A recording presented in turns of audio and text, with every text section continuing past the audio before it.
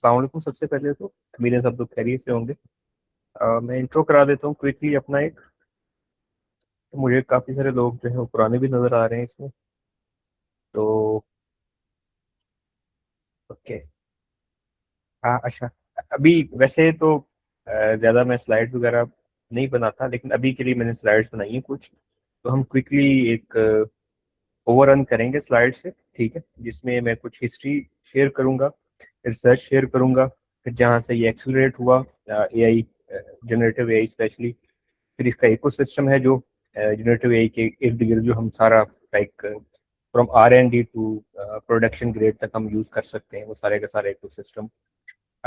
फिर हम थोड़ा सा देखेंगे कि आपके क्लोज सोर्स लोकल सोर्स में क्या ऑप्शन है हमारे पास एआई को लेके। फिर हम इसकी एप्लीकेशन को देखेंगे कि जिसमें सबसे जो मोस्ट प्रोमिनेंट एप्लीकेशंस हैं इसकी, वो जनरेटिव एआई की रैग बेस चैटबॉट्स इस तरह के सॉल्यूशंस हैं, उनको देखेंगे थोड़ा सा कि उनको बिल्ड करने का क्या तरीका हो सकता है।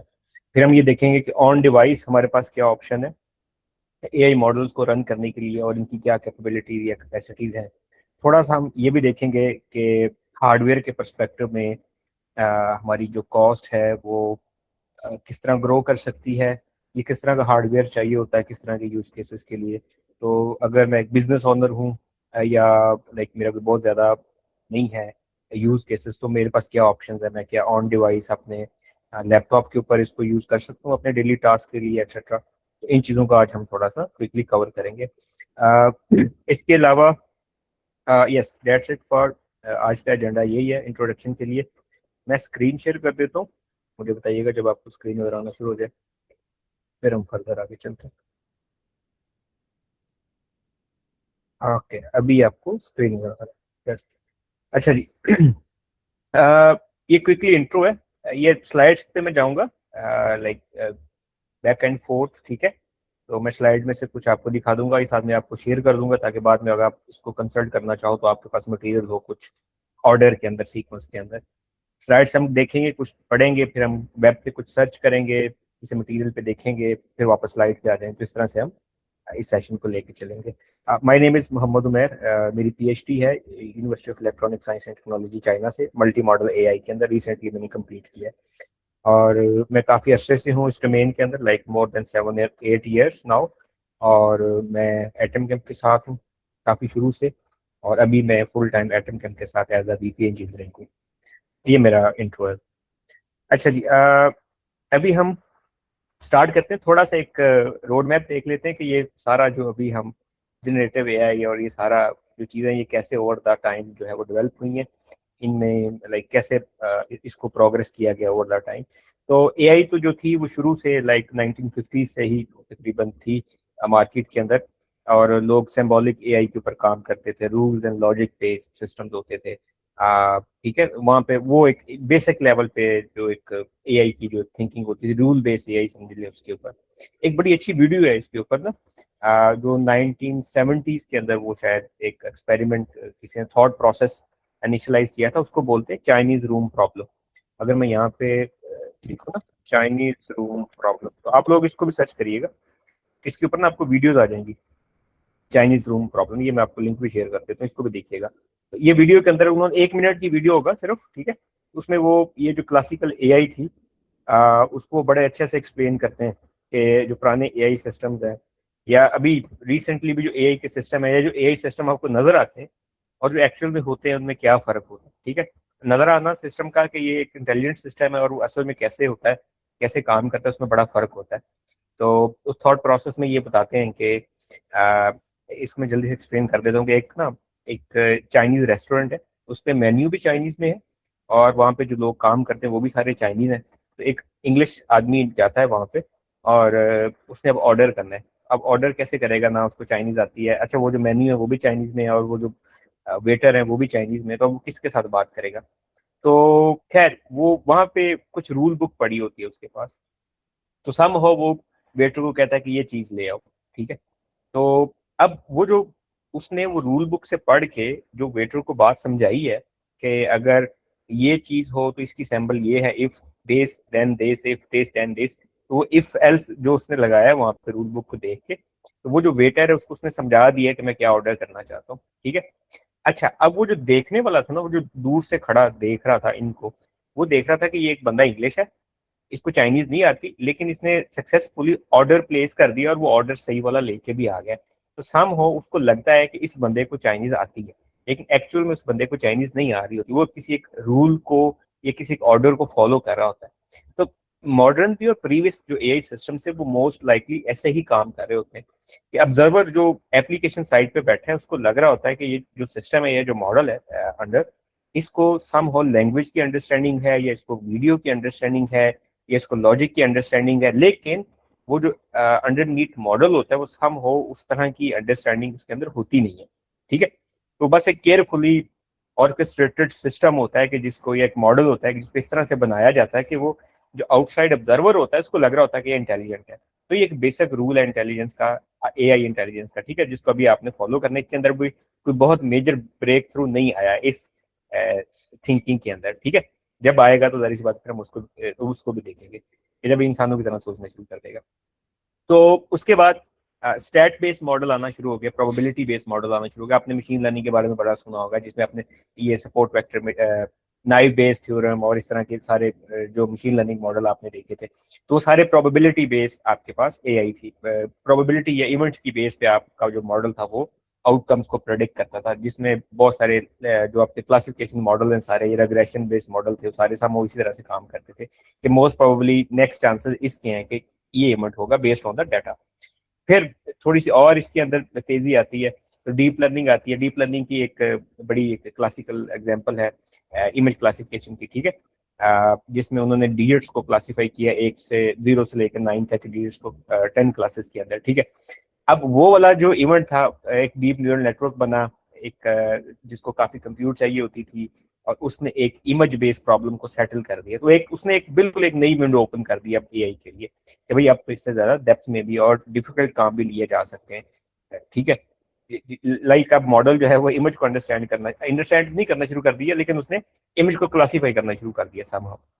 अच्छा, फिर वो एक टाइम आया और उस टाइम पे जीपीयू का यूजेज जो था वो मार्केट के अंदर आना शुरू हो गया। ये 2012 से 17 के अंदर जीपीयू जो है वो बहुत ज्यादा डिस्कस होना शुरू हो गया था with respect to AI infrastructure के पॉइंट ऑफ व्यू से। और उसी टाइम के अंदर फिर आपने देखे डिफरेंट क्लाउड्स बने, एआई बेस जो थे क्लाउड के अंदर एक्टिविटीज आना शुरू होगी। एडब्ल्यूएस था या एज्योर थे या कोई बाकी क्लाउड थे, उन्होंने भी फिर अपने क्लाउड के अंदर ना AI base GPU base infrastructure build करना शुरू कर दिया हुआ था। और सेम 2015 के अंदर फिर गूगल कोलैब आया, कैगल आया, और तब ये इतने ज्यादा फेमस होना शुरू हो गए थे, लोगों ने डाटा सेट्स और मॉडल ओपन सोर्स करके रखने शुरू कर दिए इन प्लेटफॉर्म्स के अंदर। गूगल ने सर्विस बनाई स्टूडेंट्स के लिए कि भाई आप कोलैब के ऊपर जाके T4 जीपीयू उनका फ्री टायर का जीपीयू यूज करो, एक्सपेरिमेंट करो एआई के साथ, एक्सेट्रा। ये वो टाइम था जिसमें ये सारी चीजें बिल्ड हो रही थी। 2017 के अंदर ही एक रिसर्च पेपर आता है, उसका नाम है attention is all you need, Google की तरफ से। तो उसमें वो एक मॉडल प्रपोज करते हैं जिसको वो ट्रांसफॉर्मर्स बोलते हैं, और उसके अंदर वो एक मैकेनिज्म प्रपोज करते हैं जिसको अटेंशन बोलते हैं।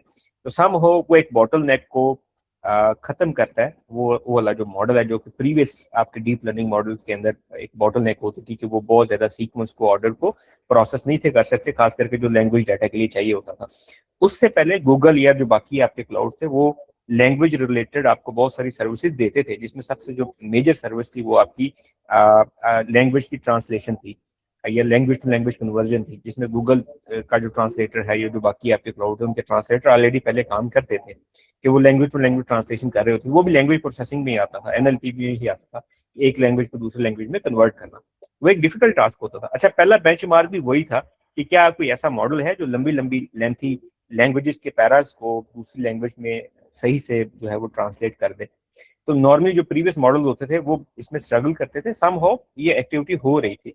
लेकिन उस मॉडल के आने के बाद इसके अंदर एक बहुत बड़ा जंप आया कि अब आपका जो वो जो बॉटल नेक था कि आपकी लैंग्वेज को अंडरस्टैंड करने के लिए जो एक सीक्वेंस या ऑर्डर को अंडरस्टैंड करना पड़ता था, कॉन्टेक्स्ट को करना पड़ता था, वो प्रीवियस मॉडल उसमें लैग करते थे, कंप्यूटेशनली बहुत ज्यादा एक्सपेंसिव थे, जिसमें सबसे जो प्रोमिनेंट है वो LSTM वाली सीरीज थी, ठीक है। तो फिर जब ये अटेंशन मॉडल आया, ट्रांसफॉर्मर्स आया गूगल की तरफ से, attention is all you need paper के अंदर 17 के अंदर, तो फिर एक बिल्कुल एक नया आप ये कह लें कि कैनवस जो था मार्केट के अंदर था। लोगों ने इसके ऊपर एक्सपेरिमेंट करने शुरू कर दिया। एक ओपन सोर्स कंपनी बिल्ड होती है ओपन एआई के नाम से, वो इसी मॉडल को यूज करके एक आपका जो है वो मॉडल डेवलप करना शुरू कर देते हैं इंटरनली, GPT-1 जो कि वो इंटरनली रखते हैं इंटरनली शुरू के अंदर, ठीक है। उसके बाद वो GPT-2 लॉन्च करते हैं, सेम इसी तरह से वो GPT-3 पे पहुंच जाते हैं और वो अपनी क्लाउड सर्विस बना लेते हैं as an API and inference point के ऊपर से। 2017 से लेके 2021-22 तक ये रिसर्च इतनी पॉपुलर हो गई थी कि अप्रोक्सीमेटली 50,000 जो रिसर्चर्स थे उन्होंने अपने पेपर्स के अंदर वर्ड ट्रांसफार्मर यूज किया था उसके बाद से, इन 5 सालों के अंदर। मतलब इतना ज्यादा लोगों के अंदर वो, हर बंदा जो था वो ट्रांसफार्मर्स की बात करना शुरू हो गया और इस पे ट्यूटोरियल बनना शुरू हो गए। और उसी दौरान एक प्लेटफॉर्म बना जिसको हम हगिंग फेस बोलते हैं, जो कि यहाँ पे आपको ये नजर आएगा, ये हगिंग फेस। ये उसी दौरान फिर 17 से 22 के अंदर हगिंग फेस भी स्टैब्लिश होता है।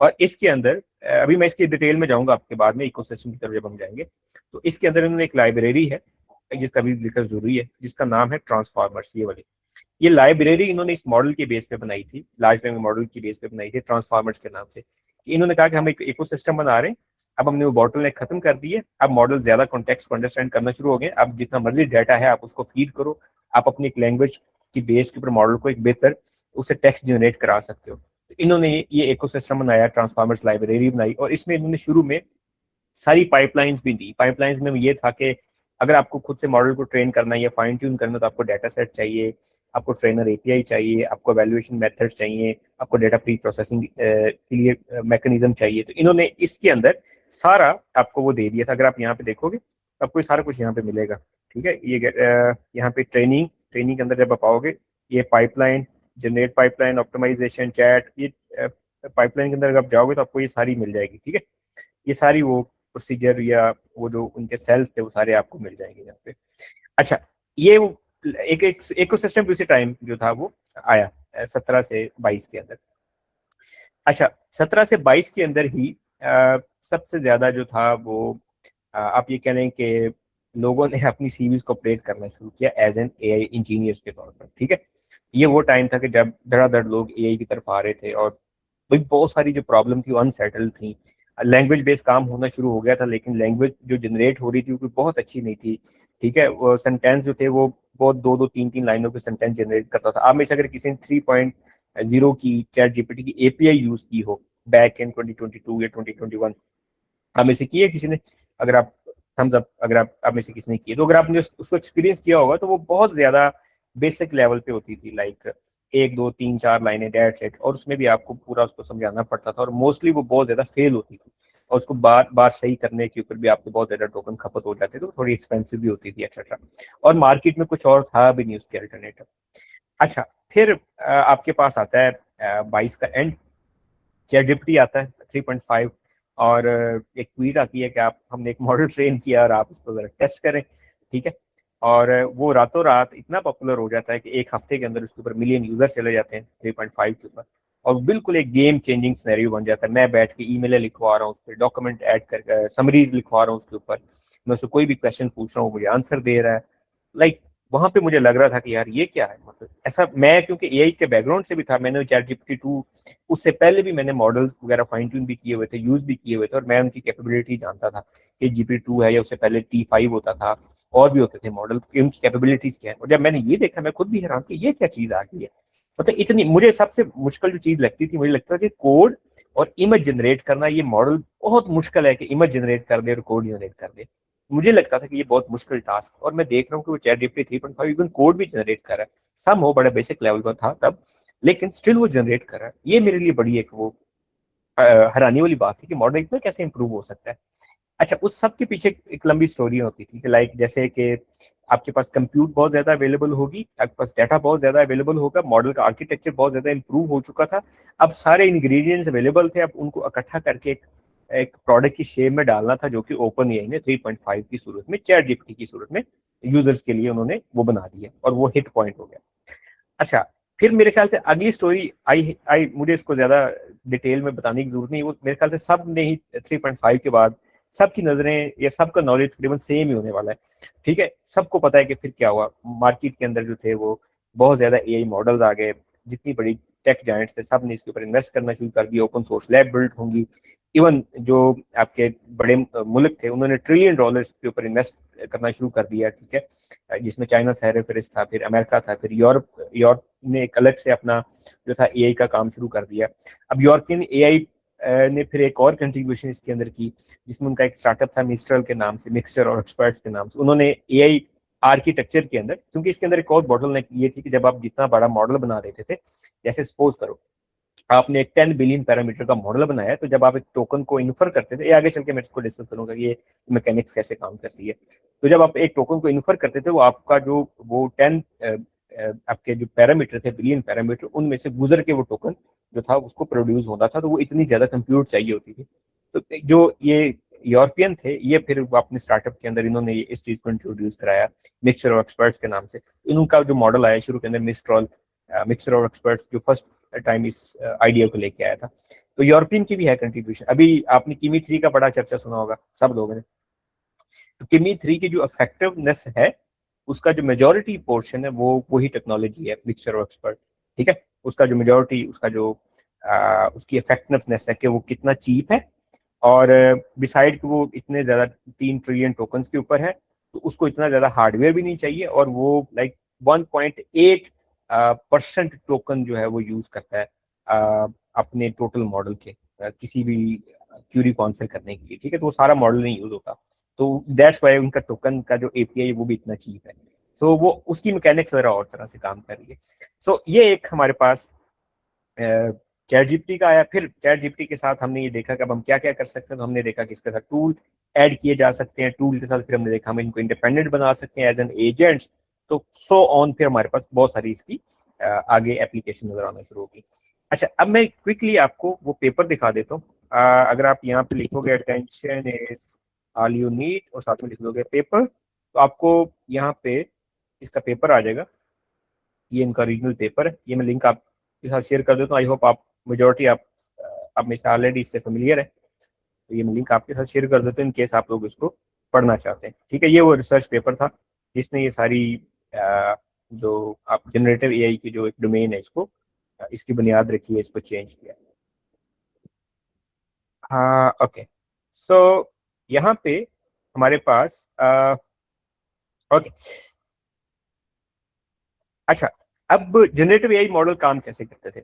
अब ये ना एक बहुत बड़ी एक सम टाइम एक मिसअंडरस्टैंडिंग होती है हमारे, कि हम लोगों का जो ज्यादा नॉलेज आ रहा होता है, वो हमने कोई वीडियोस देखी होती हैं यूट्यूब के ऊपर या रील्स देखी होती हैं, उनमें शायद इस चीज को इस तरह से पोर्ट्रेट किया जा रहा होता है कि जो एआई है सम सॉर्ट ऑफ कोई मैजिक है।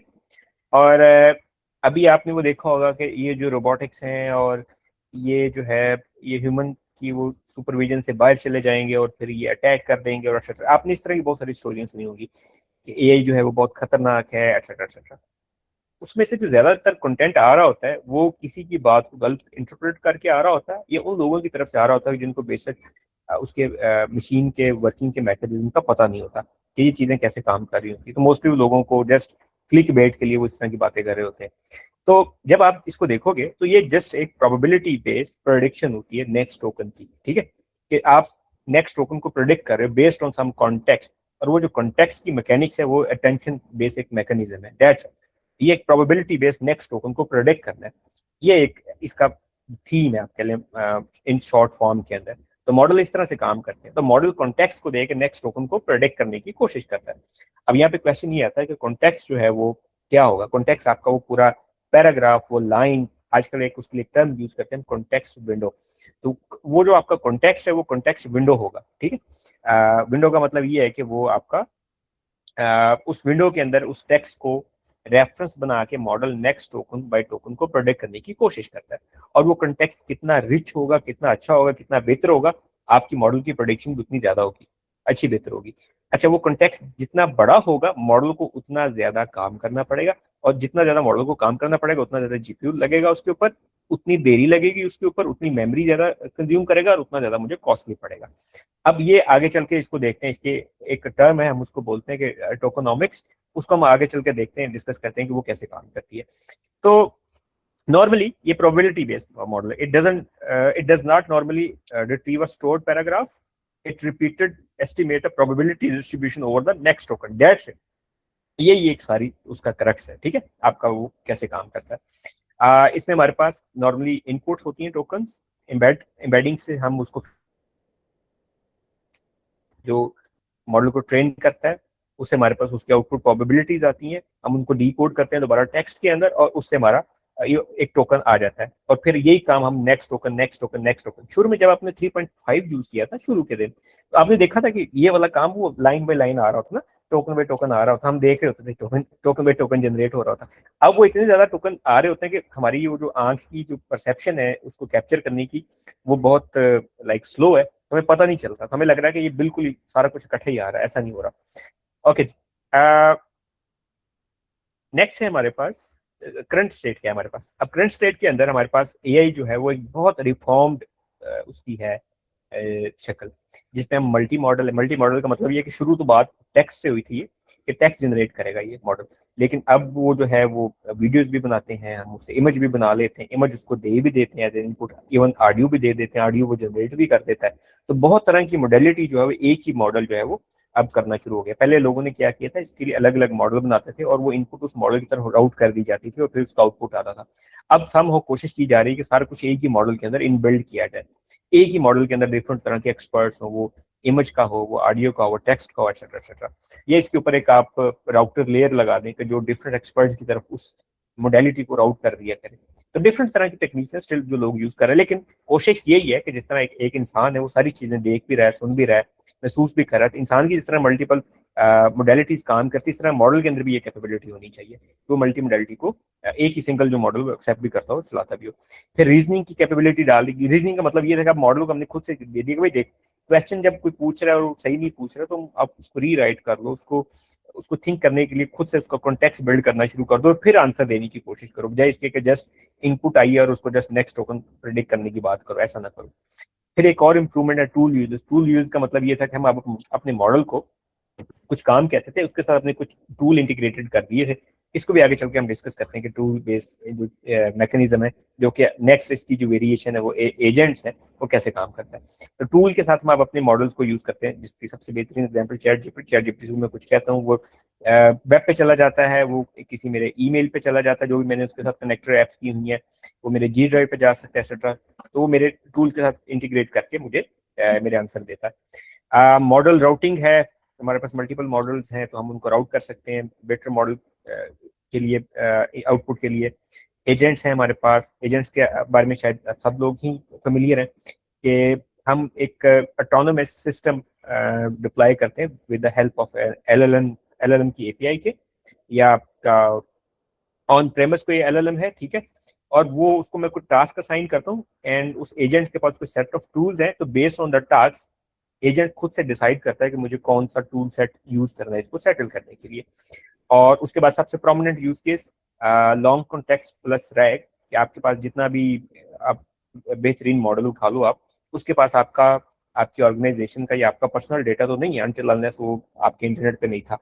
तो अगर आप बैंक हैं या कोई गवर्नमेंट अदारा है या कोई हॉस्पिटल है या कोई और ऑर्गेनाइजेशन है जिसके पास उनका इंटरनल डेटा सेट है, तो वो उस मॉडल को यूज करना चाहते हैं। मोस्टली लाइक जैसे सपोज करें एक बैंकिंग सिस्टम ही है, बैंकिंग सिस्टम के अंदर बहुत सारी ब्रांचेज हैं, अकाउंट होल्डर्स की डिटेल्स है, उसमें बहुत सारा डॉक्यूमेंट्स हैं, रूल्स हैं, रेगुलेशंस हैं, स्टेट बैंक की तरफ से कुछ रूल एंड रेगुलेशंस हैं। तो अब वो तमाम चीजें किसी न किसी दफ्तर में, कंप्यूटर में, किसी डेटाबेस में पड़ी होती हैं, तो हम चाहते हैं कि एआई के साथ उसको इंटीग्रेट किया जाए और फिर कोई भी बंदा बैठ के अपने कंप्यूटर से उसको एक्सेस करे या यूज कर सके। उसके लिए हम फिर रैग सिस्टम्स बिल्ड करते हैं, ठीक है, कि हम एक्सटर्नल नॉलेज बेसिस को, वो किसी भी तरह की हो, वो स्ट्रक्चर्ड हो, अनस्ट्रक्चर्ड हो, सेमी स्ट्रक्चर्ड हो, वो कोई क्लाउड बेस्ड डेटाबेस थी, वो कोई लोकल पीपीटी थी, वो कोई पीडीएफ थी, वो मेरा फाइल सिस्टम था, व्हाटएवर, मैं उसको अपने एलएलएम के साथ उसको इंटीग्रेट कर सकता हूँ।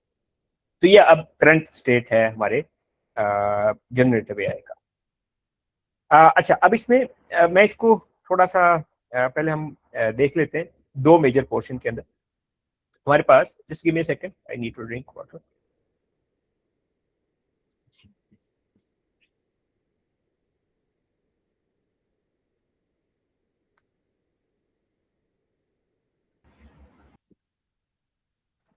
ओके, सो हमारे पास यहाँ पे ये दो तरह से है, ठीक है, ये दो तरह से हमारे पास हम एआई को यूज कर सकते हैं।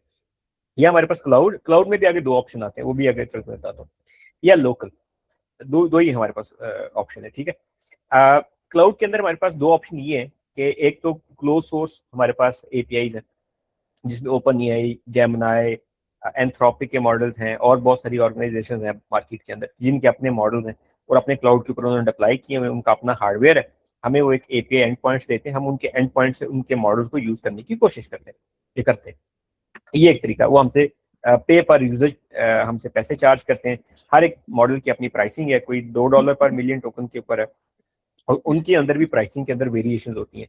अब प्राइसिंग, शुरू में जब ये आए थे मॉडल तो एक सिंगल प्राइस होती थी पर मिलियन टोकन। अब प्राइसिंग को भी उन्होंने डिवाइड कर दिया 3-4 हिस्सों के अंदर। जैसे कि पहले अब आपकी इनपुट टोकन की प्राइस और है, आउटपुट टोकन की प्राइस और है, कैशे की प्राइस और है, लॉन्ग कॉन्टेक्स्ट की प्राइस और है, स्मॉल कॉन्टेक्स्ट की प्राइस और है।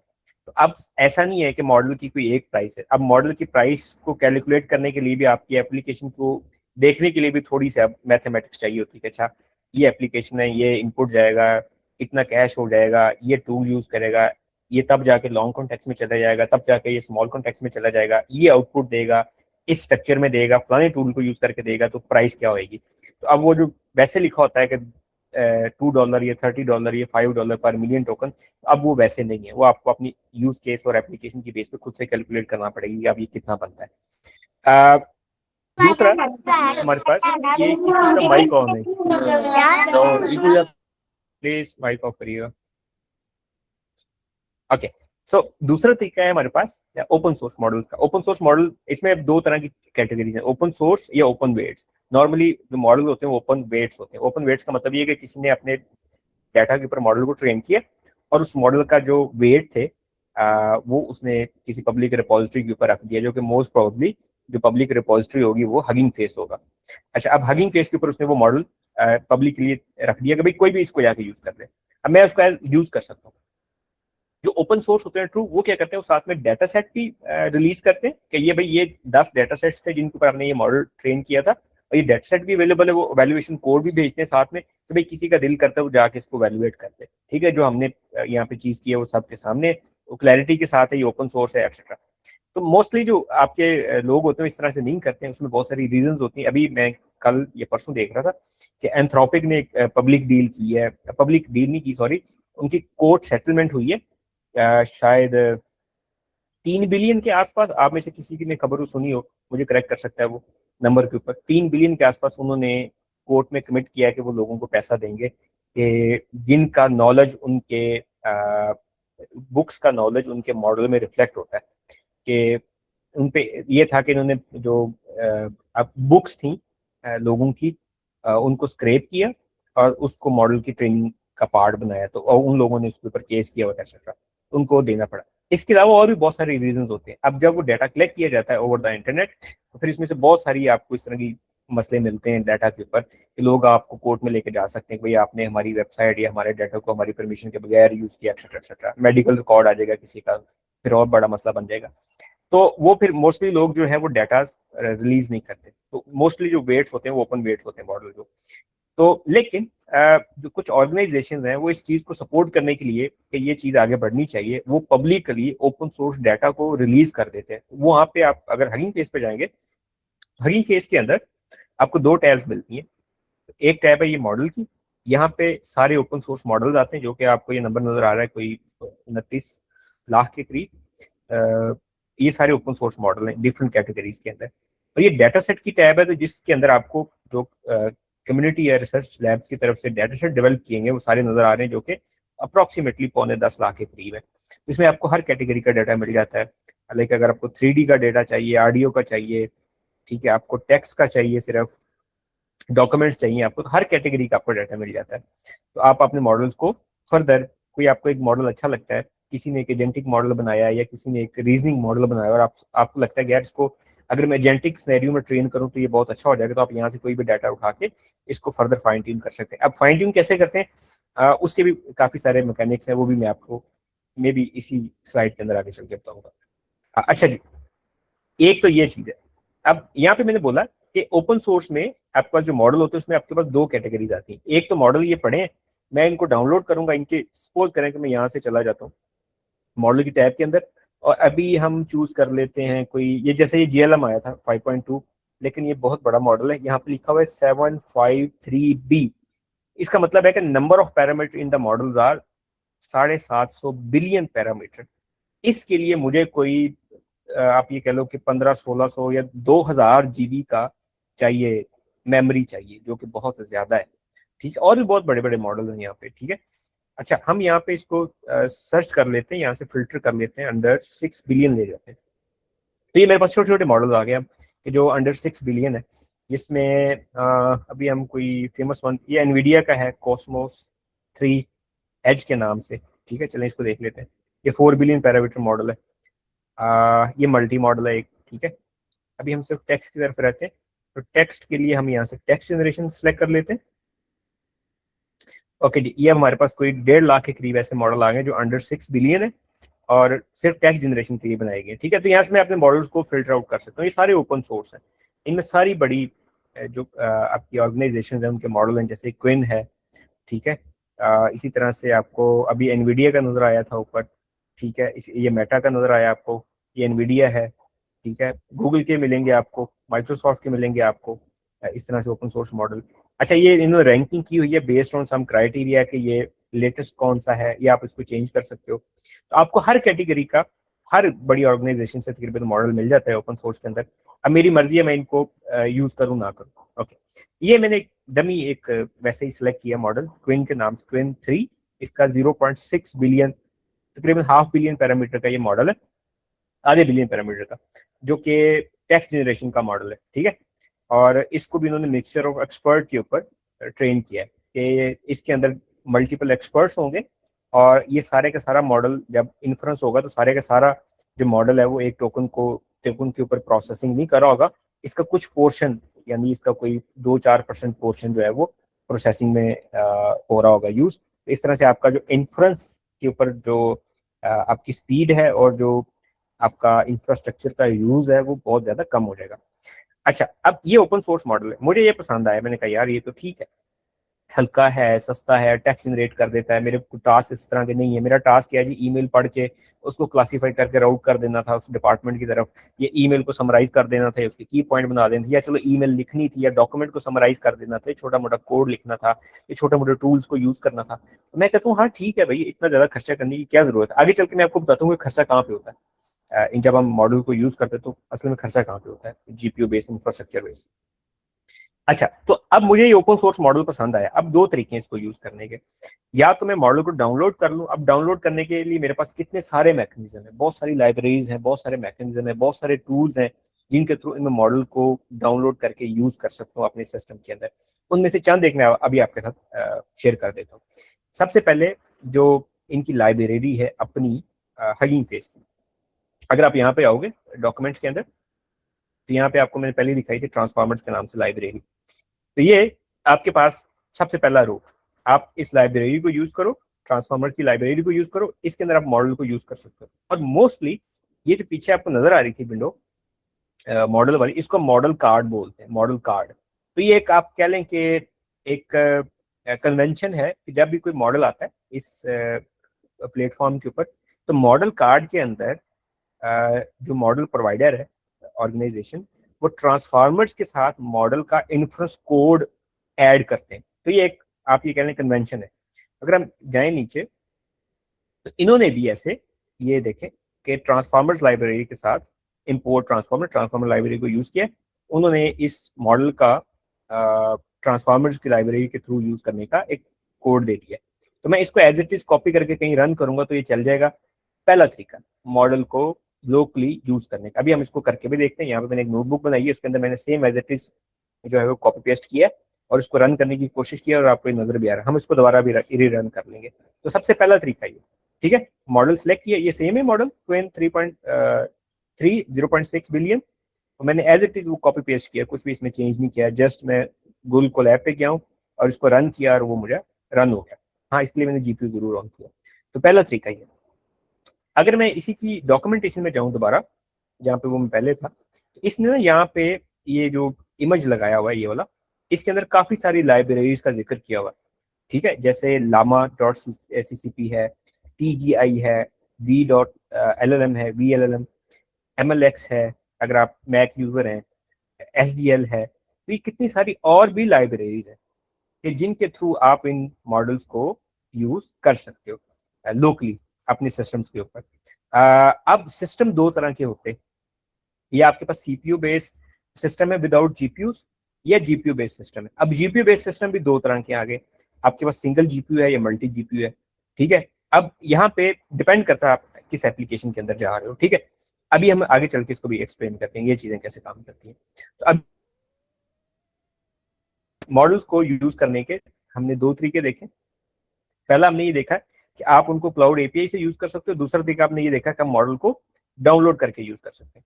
अब मॉडल को डाउनलोड करके यूज करने में जो कभी मैं ये तरीका बता रहा था वो थोड़ा एक्सपेंसिव पड़ता है। कैसे?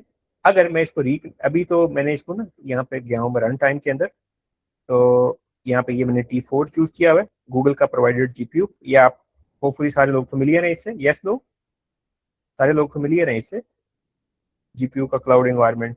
अगर कोई नहीं फेमिलियर तो please thumbs down. No sir, नहीं फेमिलियर। ओके, अच्छा जी। ओके, गूगल ने ये सर्विस दी है इसकी, लाइक इसको हम बोलते हैं गूगल कोलैब। यहाँ पे आप आएंगे, इसके ऊपर आप गूगल से लॉगिन कर सकते हो। ये एक फ्री सर्विस है फॉर स्टूडेंट्स। इसके पेड टायर्स भी हैं, अगर आप इनका जीपीयू और इसकी जो मेमोरी है उसको परसिस्टेंट रखना चाहते हैं तो $9 है पर मंथ, और एक $50 के करीब पर मंथ इसका पैकेज, आप उसको यूज कर सकते हो। यहाँ पे आप कोई भी पाइथन बेस कोड को रन कर सकते हो। इसके अंदर प्री इंस्टॉल लाइब्रेरीज आती हैं, ये पूरा एक इन्वायरमेंट होता है, आपको जस्ट कोड को डाल के रन करना होता है। अगर आपके कोड की जो लाइब्रेरीज हैं वो प्री इंस्टॉल में आती हैं तो इसमें आपको कुछ इंस्टॉल भी नहीं करना पड़ेगा एक्स्ट्रा, और जस्ट ये एक बटन दबाएंगे और आपका कोड चल जाएगा। ये आपको जीपीयू भी देता है, जिसमें अगर आप चेंज रन टाइम पे आएंगे तो यहाँ पे आपको फ्री जीपीयू भी मिलता है, जिसमें T4 आपको जीपीयू फ्री मिलता है, और एक टीपीयू भी फ्री मिलता है। अगर आप इनके हायर जीपीयू लेना चाहते हैं तो वो इनकी पेड में आता है, अगर आप आपके पास पेड है इसका तो आप वो ले सकते हैं। लेकिन T4 का कुछ टाइम आपको ये फ्री देते हैं जीपीयू का, ताकि आप एज अ स्टूडेंट किसी चीज के ऊपर एक्सपेरिमेंट करना चाहते हो तो आप आसानी से कर सको। तो मैंने इनका वो T4 जीपीयू अभी यूज किया हुआ। तो जब मैं यहाँ पे इसको कनेक्ट करूंगा, तब ये थोड़ी देर लेगा इसको कनेक्ट करने में, और उसके बाद ये कनेक्ट हो जाएगा। और फिर जब मैं इस पे यहाँ पे क्लिक करूंगा तो अपने मुझे हार्डवेयर की डिटेल यहाँ पे दिखाना शुरू कर देगा कि मेरे पास इस इन्वायरमेंट के अंदर जो कि प्रोवाइडेड बाय गूगल है कौन सा जीपीयू इंफ्रास्ट्रक्चर अवेलेबल है।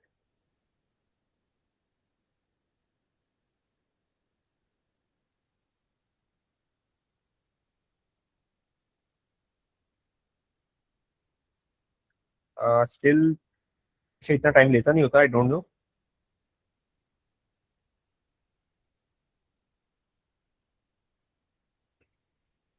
फिर हम इसको रिफ्रेश कर देते हैं, लेट्स सी।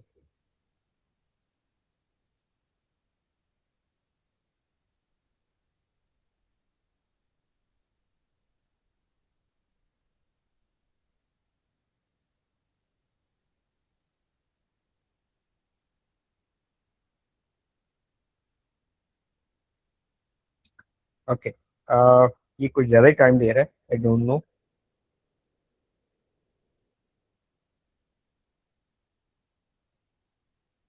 चलें, जब तक ये कनेक्ट होता है, आई थिंक कोई नेटवर्क का इशू है मेरी साइड पे। तो फिर तब तक हम इसको आगे लेके चलते हैं, ये कनेक्ट हो जाएगा अभी कुछ देर के अंदर, आई होप ये हो जाएगा कनेक्ट। ओके जी। मीनवाइल अगर आप इसको ट्राई करेंगे, ये मैं नोटबुक शेयर कर देता हूँ तो आपका ये कनेक्ट होकर चल जाएगा एज इट इज। मीनवाइल आप में से अगर कोई वॉलंटरली इसको एक्सपेरिमेंट को करना चाह रहा है अपनी स्क्रीन के ऊपर, ये मैं कोड शेयर कर रहा हूँ, आप इसको खुद से कर सकते हो आपने एज इट इज। अगर फर्स्ट टाइम आप लॉग इन कर रहे हो तो आपको लॉग इन करना पड़ेगा इसके अंदर। हाँ, fail to sign in, no backend with the GPU available, would you like to run. Okay, that's why I think मेरा वो सेशन एक्सपायर हो गया था इसके ऊपर। मैं ये नोटबुक शेयर कर रहा हूँ आपके साथ।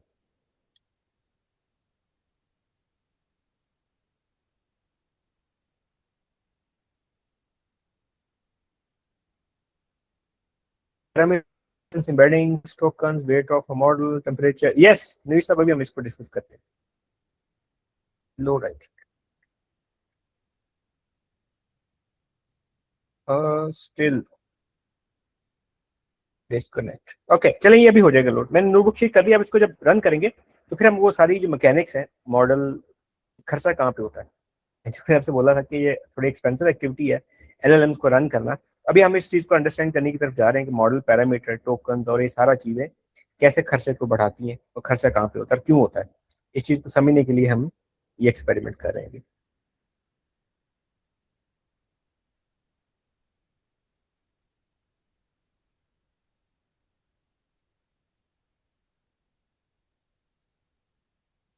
ओके, दाऊद खान ने शेयर किया है स्क्रीन। यस, ये दाऊद खान का कनेक्ट हो गया। मेरी साइड पे नहीं हो रहा अभी कनेक्ट, स्टिल वर्किंग में चल रहा है। अच्छा, ये जब इनको रन करेंगे दाऊद, तो यहाँ पे मेमोरी जो जीपीयू की है वो आना शुरू हो जाएगी। ये 1.67 जीबी ऑफ मेमोरी लेगा because of the model size, क्योंकि ये 0.6 बिलियन पैरामीटर का है। तो एक ना रफ एस्टिमेशन है कि वो रफ एक एस्टिमेशन है जस्ट एक, कि आपका जो मॉडल का साइज है, लाइक अगर आपके पास 2 बिलियन पैरामीटर का मॉडल है तो उसके 2 टाइम्स प्लस कुछ वो मेमोरी लेगा। तो मोस्टली वो 4.25 GB, 4 GB, 4.5 GB के बीच में आएगा मॉडल। ठीक है, तो ये एक रूल ऑफ आप कह लो कि है कि वैसे तो ये डिपेंड करता है कि मॉडल का आर्किटेक्चर क्या है और वो क्या यूज कर रहा है सारा आपका मैकेनिक्स, लेकिन ऑन एवरेज 2 टाइम्स प्लस कुछ एक्स्ट्रा। ठीक है, तो वो आपके मॉडल का मेमोरी होता है कंजम्पशन, जो आपको चाहिए होता है, जो मॉडल को चाहिए होता है, उस उतना आपके पास जीपीयू मेमोरी होना चाहिए। और ये वो मेमोरी है जो वन टाइम सिर्फ मॉडल को लोड होने के लिए चाहिए। जब मॉडल लोड होता है और कुछ जनरेट करता है, फिर और चीजें ऐड होती हैं। वो अभी आगे चल के हम इसको दिखाते हैं। लेट्स सी कि दाऊद की जो स्क्रीन है वो कैसे बिहेव करी। अभी ये मॉडल डाउनलोड हो रहा है हैगिंग फेज से। ठीक है, ये वन टाइम डाउनलोड होगा, आपके कैशे में चला जाएगा और उसके बाद मॉडल खुद से अपनी कैशे में से लोड होता रहेगा और बार बार आप वहां से यूज करते जाओगे। Now you can see GPU ने अप होना शुरू कर दिया, 1.7 पे चला गया वो। ठीक है, तो 0.6 जीबी का जो मॉडल था वो अप्रोक्सीमेटली 1.25 GB के रैम में, जीपीयू मेमोरी में वो लोड हुआ है। अब आगे चलते हैं। आप इसको, इसने जब आप इसको क्यूरी डालेंगे तो इसने नीचे वो आपको कुछ टेक्स्ट जनरेट करके दिया है। ठीक है, कंटेंट लार्ज लैंग्वेज मॉडल ब्ला ब्ला ब्ला। अच्छा, नीचे वाला अभी रन करिएगा, नीचे वाला कोड भी रन करिएगा, नीचे वाला सेल भी। मीनवाइल मैं अपने वाला देखता हूँ कि वो नहीं, वो स्टिल नहीं चल रहा। I don't know why.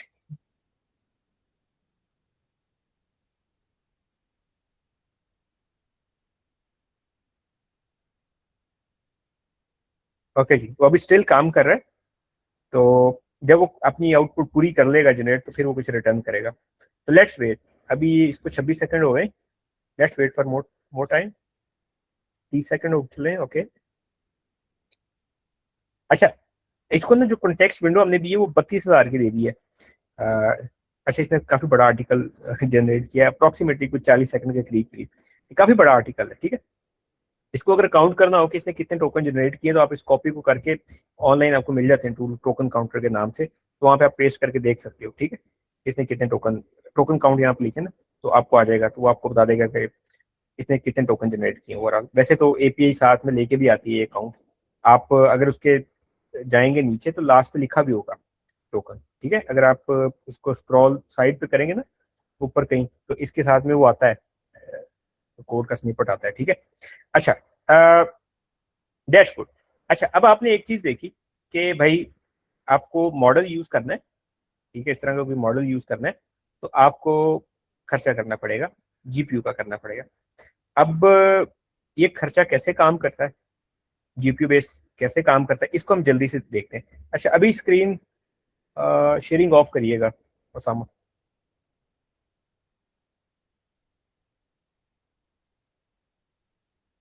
Screen sharing of हो चुकी है आपकी?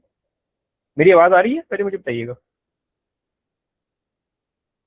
ओके, मेरी आवाज आ रही है। ओके जी, अच्छा, अब वो खर्चा काम कैसे करता है। हम यहाँ पे यूज कर रहे थे जी फ्री वाला T4। अभी कनेक्ट हो गया मेरे वाला, चलो मैं इसको कनेक्ट कर देता हूँ, इसको भी रन कर देता हूँ मीनवाइल।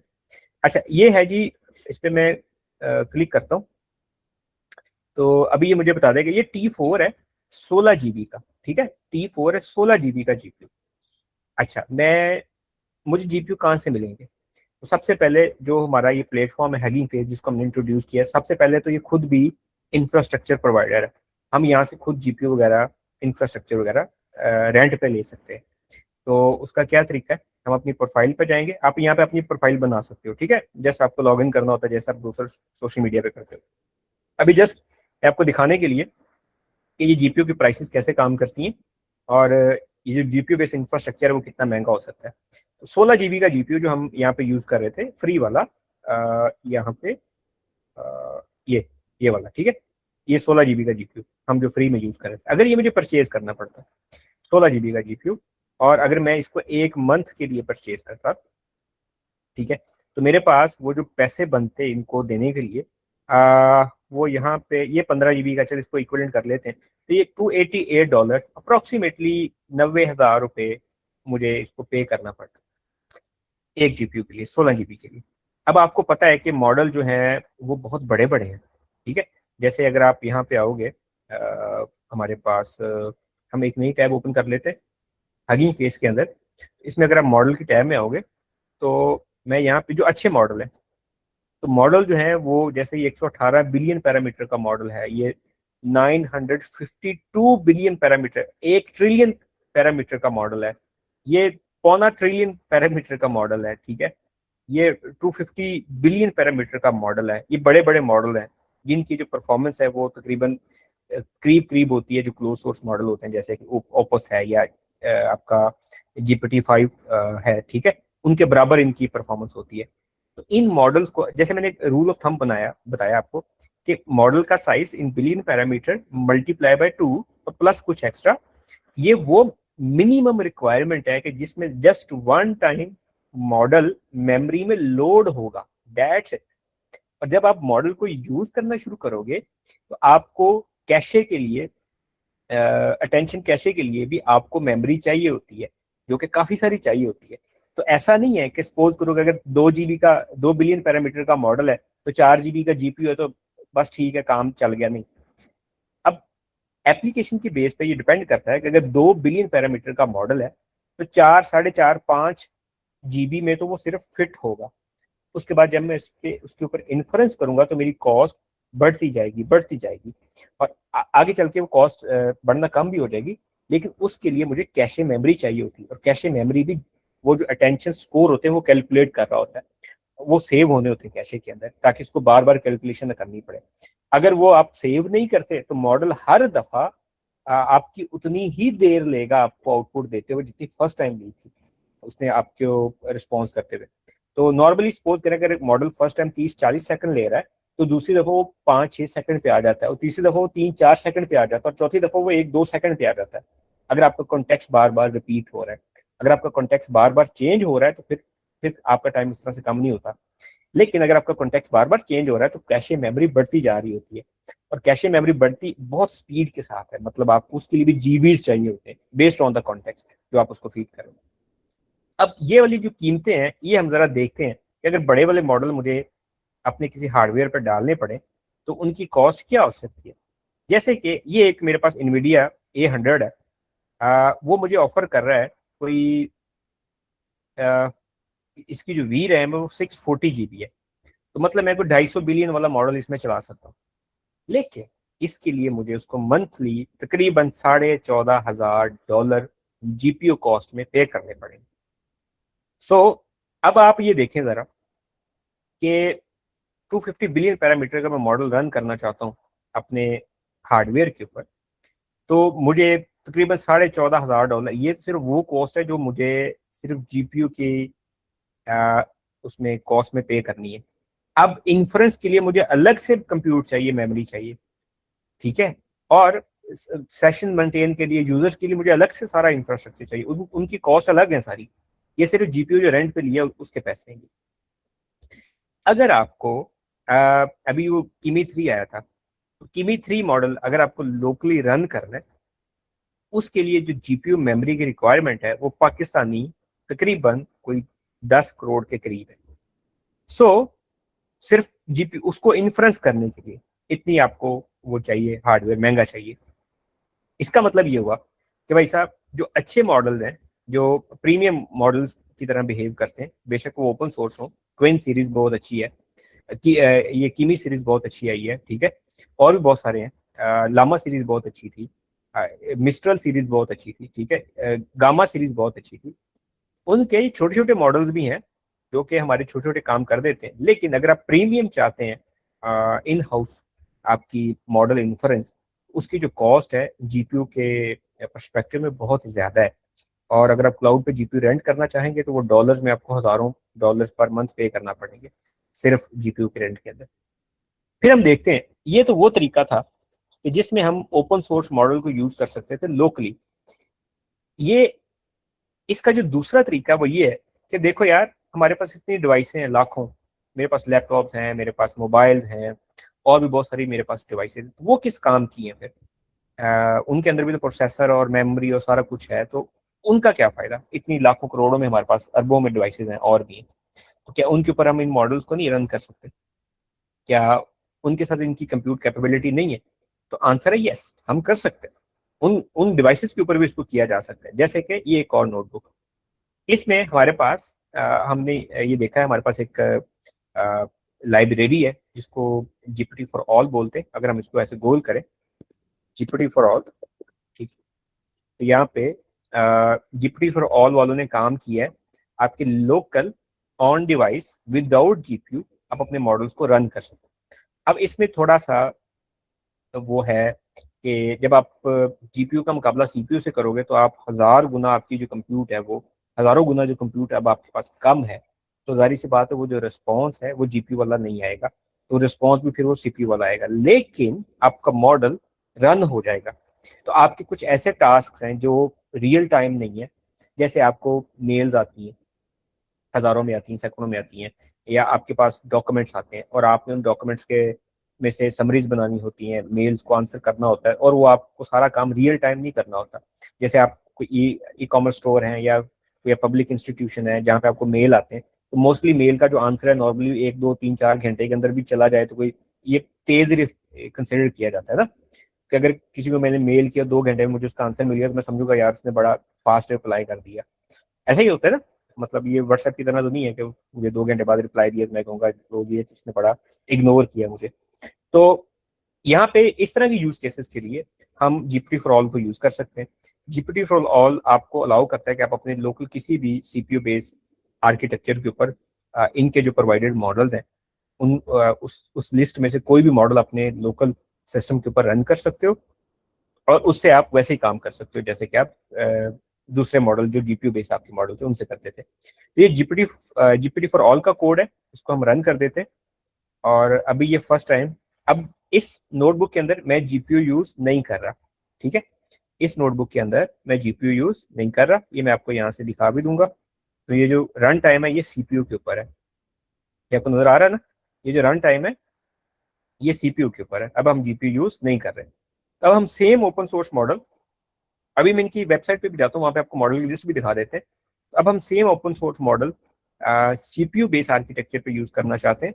भाई अभी मॉडल डाउनलोड होना शुरू हो गया है, टोटल 2 GB का मॉडल है, इसको थोड़ी देर लगेगी, लेट्स वेट फ्यू मिनट्स और फिर हम देखते हैं।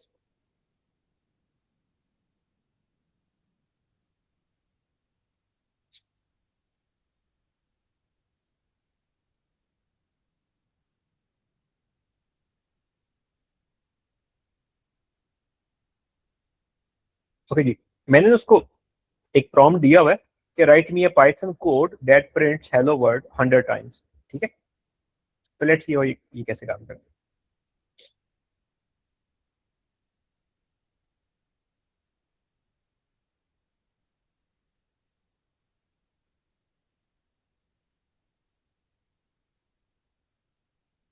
ये भी मैं आपके साथ शेयर कर देता हूँ, मीनवाइल आपने इसको ट्राई करना चाहता है तो।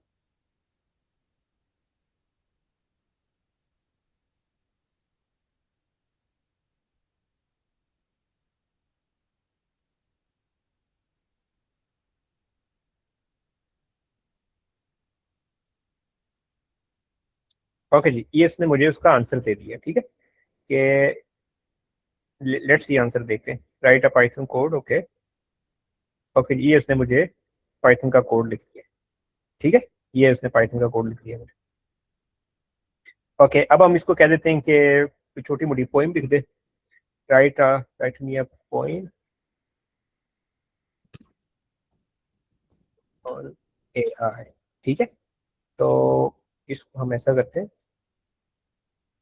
थोड़ी सी नया सेल बना लेते हैं ताकि हमारी प्रीवियस जो है वो भी वैसी रहे।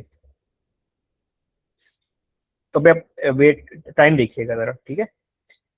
GPU बेस्ड लास्ट टाइम उसने इतना बड़ा आर्टिकल, मैं भी आपको दिखाता हूँ उसके लिए कितना टाइम लिया था। अभी मैंने इसको कहा कि पॉइंट लिखो, तो अब ये जो जनरेट करेगा देखते हैं कि ये, अच्छा इस पे डिपेंड करता है कि आपका मॉडल जो है वो कितना बड़ा या छोटा था। इसमें हम जो एक मॉडल है वो बिल्कुल छोटा सा मॉडल यूज कर रहे हैं, 3 बिलियन, और वो भी क्वांटाइज्ड है, ठीक है, बहुत क्वांटाइज्ड है। तो वो 1/4 ऑफ उसके यूज हो रहा है साइज के ऊपर, ठीक है, 1/4। तो स्टिल ये टाइम ले रहा है, ठीक है। तो लेट्स वेट।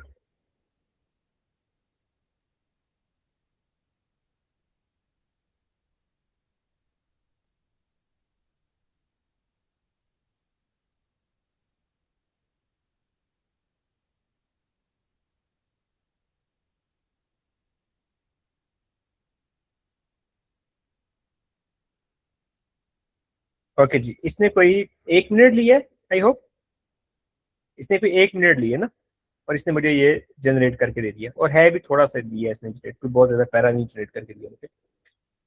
हमने दो चीजें अभी स्टेब्लिश की हैं जी। हमारे पास ओपन सोर्स मॉडल है, क्लोज सोर्स मॉडल है, ठीक है। क्लोज सोर्स मॉडल को मैं क्लाउड से यूज कर सकता हूँ, ओपन सोर्स मॉडल को मैं डाउनलोड करके सिस्टम पे यूज कर सकता हूँ। डाउनलोड करके यूज करने के आगे दो तरीके हैं, GPU बेस्ड यूजेज जो भी मैंने यहाँ पे देखा, और CPU बेस्ड यूजेज जो मैंने यहाँ पे देखा। एक और भी तरीका है इनको यूज करने का। अब मेरे पास, मुझे लगा कि यार मेरा जो यूज केस है या जो मेरा डेटा है वो मैं ओपन एआई की तरफ नहीं भेज सकता, वो मैं क्लाउड की तरफ नहीं भेज सकता, लेकिन मैं किसी ओपन सोर्स मॉडल को यूज करना चाहता हूँ, ठीक है, ओपन सोर्स मॉडल को। इसके अलावा और भी हैं इसके मेथड, जैसे कि अगर मैं जाऊँ ओपन एआई की एपीआई की तरफ, हम इसको कर लेते हैं। ओपन एआई का सबको पता है ना, ओपन एआई के मॉडल को हम कैसे एपीआई से यूज करते हैं सबको पता है ना। Thumbs up, thumbs up. जिसको नहीं पता प्लीज थम्स डाउन।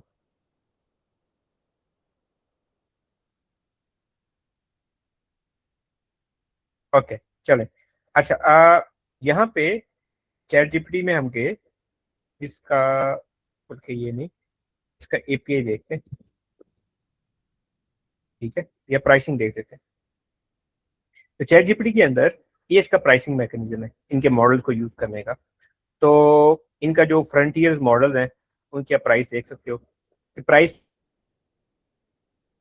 वो अ, उसको पढ़ने का भी एक अलग से ही एक इंजीनियरिंग है, मैथमेटिक्स है। इनपुट के लिए $5 है, कैशे पर मिलियन $50 है, $0.50 है, कैशे राइट के लिए $6.25 है, आउटपुट के लिए $30 है, लॉन्ग कॉन्टेक्स्ट के लिए और वैल्यूज हैं सारी, ठीक है। अगर आपका जो कॉन्टेक्स्ट है वो लॉन्ग हो जाता है तो वो और हो जाएगा। इसमें उन्होंने बताया होता है कि हमारा जो मॉडल है वो बाय डिफॉल्ट 256 के कॉन्टेक्स्ट को सपोर्ट करता है, या 512 के को सपोर्ट करता है, या पर मिलियन को करता है, ये हर एक मॉडल का अलग अलग है। ओके, सो इस हिसाब से लग रहा है कि अगर मुझे टोकन की प्राइसेस या एप्लीकेशन की प्राइसेस कैलकुलेट करनी पड़े तो ये काफी एक्सपेंसिव है। चलिए आउटपुट की अगर आप बात कर लो तो $30 है पर मिलियन। अब मैं सोचूं कि यार मेरे पास अगर मैं जीपीयू लूं रेंट पे तो वो भी लाखों में आ रहे हैं, अगर मैं ओपन सोर्स मॉडल को इस तरह का चलाऊं,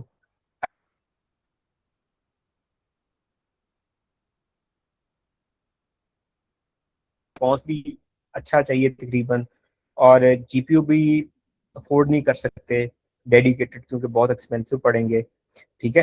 तो क्या किया जाए?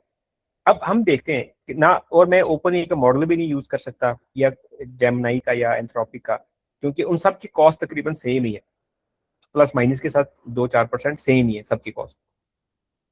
अब क्या किया जाए? एआई को यूज करना काफी एक्सपेंसिव हो रहा है एज एट एप्लीकेशन लेवल, ठीक है। जहाँ पे मेरे पास कोई 100,000 यूजर्स हैं, मेरी बहुत ज्यादा एपीआई कॉल्स हैं, तो फिर क्या किया जाए? तो फिर ओपन सोर्स मॉडल्स को यहाँ पे हमने ये देखा एक दूसरा तरीका है इसको यूज करने का कि किसी अल्लाह के बंदे ने या किसी क्लाउड ने इसको, जैसे हमें चाहिए और लोगों को भी तो चाहिए ये सस्ता ऑप्शन, तो किसी ने इनको होस्ट भी तो किया होगा ना, इन मॉडल्स को किसी ने होस्ट भी तो किया होगा ना। अभी जैसे मैं मॉडल का नाम लिखता हूँ क्विन, इसको मैं यहाँ पे कॉपी कर लेता हूँ, इसका नाम यहाँ पे मॉडल की टाइप में जाके इसको मैं सर्च करता हूँ, ये क्विन आ गया, ठीक है। नहीं, ये कुछ और कॉपी हो गया, यहाँ पे हम वैसे क्विन लिख देते हैं। अच्छा जी, ये क्विन आ गया। और यहाँ पे अब मैं इसका देख लेता हूँ 0.6 बिलियन वाला कहाँ पे पड़ा हुआ है। ये पड़ा हुआ है, ठीक है। तो मैंने इस पे क्लिक किया। ओके जी, अब मुझे ये मॉडल पसंद आया था, मैं जीपीयू अफोर्ड नहीं कर सकता, लेकिन ये मॉडल अच्छा है, मैं इसको यूज करना चाहता हूँ, ये ओपन सोर्स है, सीपीयू पे मैं चला नहीं सकता, तो किसी ने तो इसको होस्ट किया होगा, तो वो किसी ने कहाँ से पता चलेगा। हगिंग फेस की बहुत सारे क्लाउड्स के साथ इंटीग्रेशन है। जैसे कि अगर मैं इसके डॉक्स में जाऊं और इसके डॉक्स के अंदर यहाँ पे मेरे पास इन्फ्रेंस प्रोवाइडर के नाम से ये एक टैब आती है। अगर मैं इस पर क्लिक करूं तो यहाँ पे मेरे पास ये काफी सारी लिस्ट आ जाती है। ये देखें, ये काफी सारी लिस्ट आ जाती है, ये देखें बहुत सारी लिस्ट है कि जो जिनका इनके साथ कनेक्शन है, हगिंग फेस के साथ, ठीक है। तो ये बहुत सारे हैं इसमें ना, हमारे पास क्लाउड्स आ गए सारी कि जो जिन्होंने different open source AI models अपने क्लाउड्स पे रखे हुए, तो इनमें से कोई भी मैं यूज कर सकता हूँ, कोई भी यूज कर सकता हूँ, हर एक ने अपना।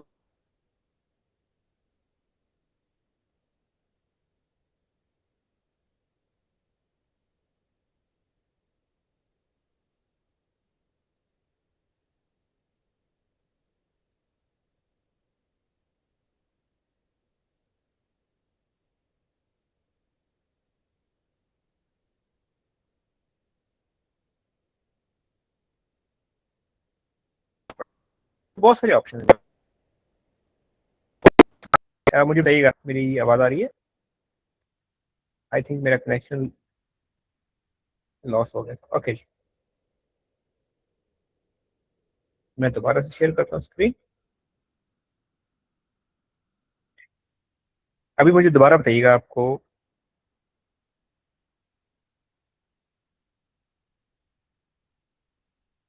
स्क्रीन नजर आ रही है? ओके। अच्छा जी, अब मेरे पास यहाँ पे ये बहुत लिस्ट है, क्लाउड्स की बहुत ज्यादा लिस्ट है, ठीक है। अच्छा, अब मैं इसमें कोई भी यूज कर सकता हूँ, इट्स अप टू मी। तो इसमें से कुछ क्लाउड ऐसे हैं कि जो अपना, जैसे एलएलएम एक प्रोडक्ट है, इस तरह हार्डवेयर भी एक प्रोडक्ट है जिसका जो बादशाह है वो एनवीडिया, सही है। लेकिन कुछ क्लाउड ऐसे हैं कि जिन्होंने एलएलएम के लिए डेडिकेटेड हार्डवेयर डिजाइन किया हुआ है, जिसमें से ग्रॉक है और ये सरबरास है, ठीक है।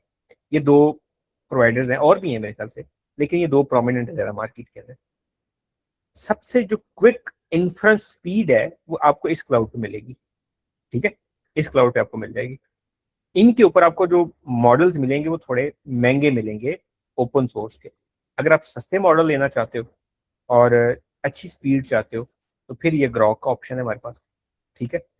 अगर आप यहाँ पे आओ, लिखो ग्रॉक, ये ग्रॉक की वेबसाइट आ गई, स्टार्ट बिल्डिंग पे क्लिक कर देते हैं। यहाँ पे ये आ गया इसका प्ले ग्राउंड। तो प्ले ग्राउंड के अंदर मैं यहाँ पे अगर क्लिक करूँ तो ये कुछ लिस्ट आ जाएगी। ये कुछ ओपन सोर्स मॉडल हैं, ये नज़र आ रहे हैं कुछ, जिसमें क्विन है, जिसमें ये अरेबिक के लिए उन्होंने जो मॉडल दिया हुआ है, ये ग्रॉक का अपना है कंपाउंड, ये लामा सीरीज पड़ी हुई है, ये ओपन, ये एक ओपन सोर्स मॉडल पड़े हुए हैं, जिसमें एक ये ऑडियो वाला मॉडल भी है, ठीक है, विस्पर। तो ये कुछ मॉडल्स को यहाँ पे होस्ट करता है, ठीक है, यहाँ पे होस्ट करता है। और इनकी स्पीड बहुत है, इस क्लाउड की स्पीड बहुत है, ठीक है। जैसे अगर मैं यहाँ पे इसको कुछ दूं इनपुट के, right detailed article on AI use cases, ठीक है। तो लेट्स सी, सी मतलब उसने कितनी जल्दी इसको लाइक जनरेट किया। यहाँ पे कुछ समरी आ रही है, इसको भी मैं आपको बता सकता हूँ कि ये जो हार्डवेयर है ग्रॉक का, ये कितना एक्सेलरेट करता है आपके इन्फ्रेंस को। तो इसने मुझे बताया कि भाई आपको जो इन्फ्रेंस टोकन पर सेकंड इसने जो जनरेट की है वो 471 है। 471 टोकन पर सेकंड इसने जनरेट किए, जो कि एक पेज बनता है पूरा, आपके टेक्स्ट का एक पेज बनता है पूरा। अगर आप इसका मॉडल चेंज कर दो, जैसे अगर मैं इसमें ये इंस्टेंट को चूज करता हूँ, या मॉडल मेरा चेंज हो गया, सेम वाली में जो इनपुट है वो उस मॉडल को देने लगूंगा, ठीक है। तो लेट्स सी। अच्छा, इसमें से हम ये खत्म कर देते हैं अभी, ठीक है। ये पुराने वाला इसका खत्म कर देते हैं ताकि ये उसके कॉन्टेक्स्ट को रीड ना करे। बल्कि हम इसको ना डिलीट ही कर देते हैं। चल, ये भी डिलीट कर देते हैं, ठीक है। तो लेट्स रन। पहले उसने 471 उसने की थी स्पीड, ठीक है। Let's run run this for once more again. अब उसने कितना दिया? 700, अप्रोक्सीमेटली डबल उसका, ठीक है। इतनी तेज उसने टोकन को जनरेट किया। एक तो ये मॉडल 8 बिलियन पैरामीटर का था, दूसरा वो जो पिछला मॉडल था वो 120 बिलियन पैरामीटर का था। तो डेट्स वाई इतना चेंज भी आया, और मॉडल के ऊपर उन्होंने इसको थोड़ा ज्यादा वो किया हुआ है। ये दूसरा तरीका। अगर मैं इसके प्राइसेस पे जाऊं, मैं इसकी प्राइसेस पे जाऊं बिलिंग के अंदर, इसका प्राइसेस का टैब किधर गया? ओके जी, ये अभी इन्होंने बंद कर दिया, ठीक है। अभी इन्होंने बंद कर दिया, लेकिन ये काफी आपका, अभी वो नया डेवलपर नहीं ले रहे, तो उन्होंने वो प्राइसिंग पेज ही यहाँ से मेरे से उड़ा दिया। अब देखना पड़ेगा कि अगर कहीं और मुझे नजर आ जाए इसकी प्राइसिंग। ये बहुत कम है, ठीक है, ये बहुत कम है इसकी प्राइसिंग उसकी निस्बत। चलिए हम किसी और क्लाउड से देख लेते हैं। इन्होंने तो बंद कर दिया है, अब नया डेवलपर लेना। देखें, ये होता है कि क्या कहते हैं कि बंदे जो कामयाबी जो है, कामयाबी उनके लिए परेशानी का बाइस बन रही है, ठीक है। कि उन्होंने नए यूजर लेना बंद कर दिए। एक टाइम था कि लोग यूजर लेने के लिए फ्री में सारा कोटा दे रहे होते थे कि भाई यूज करो, कोई मसला नहीं। Just give me a second. Okay,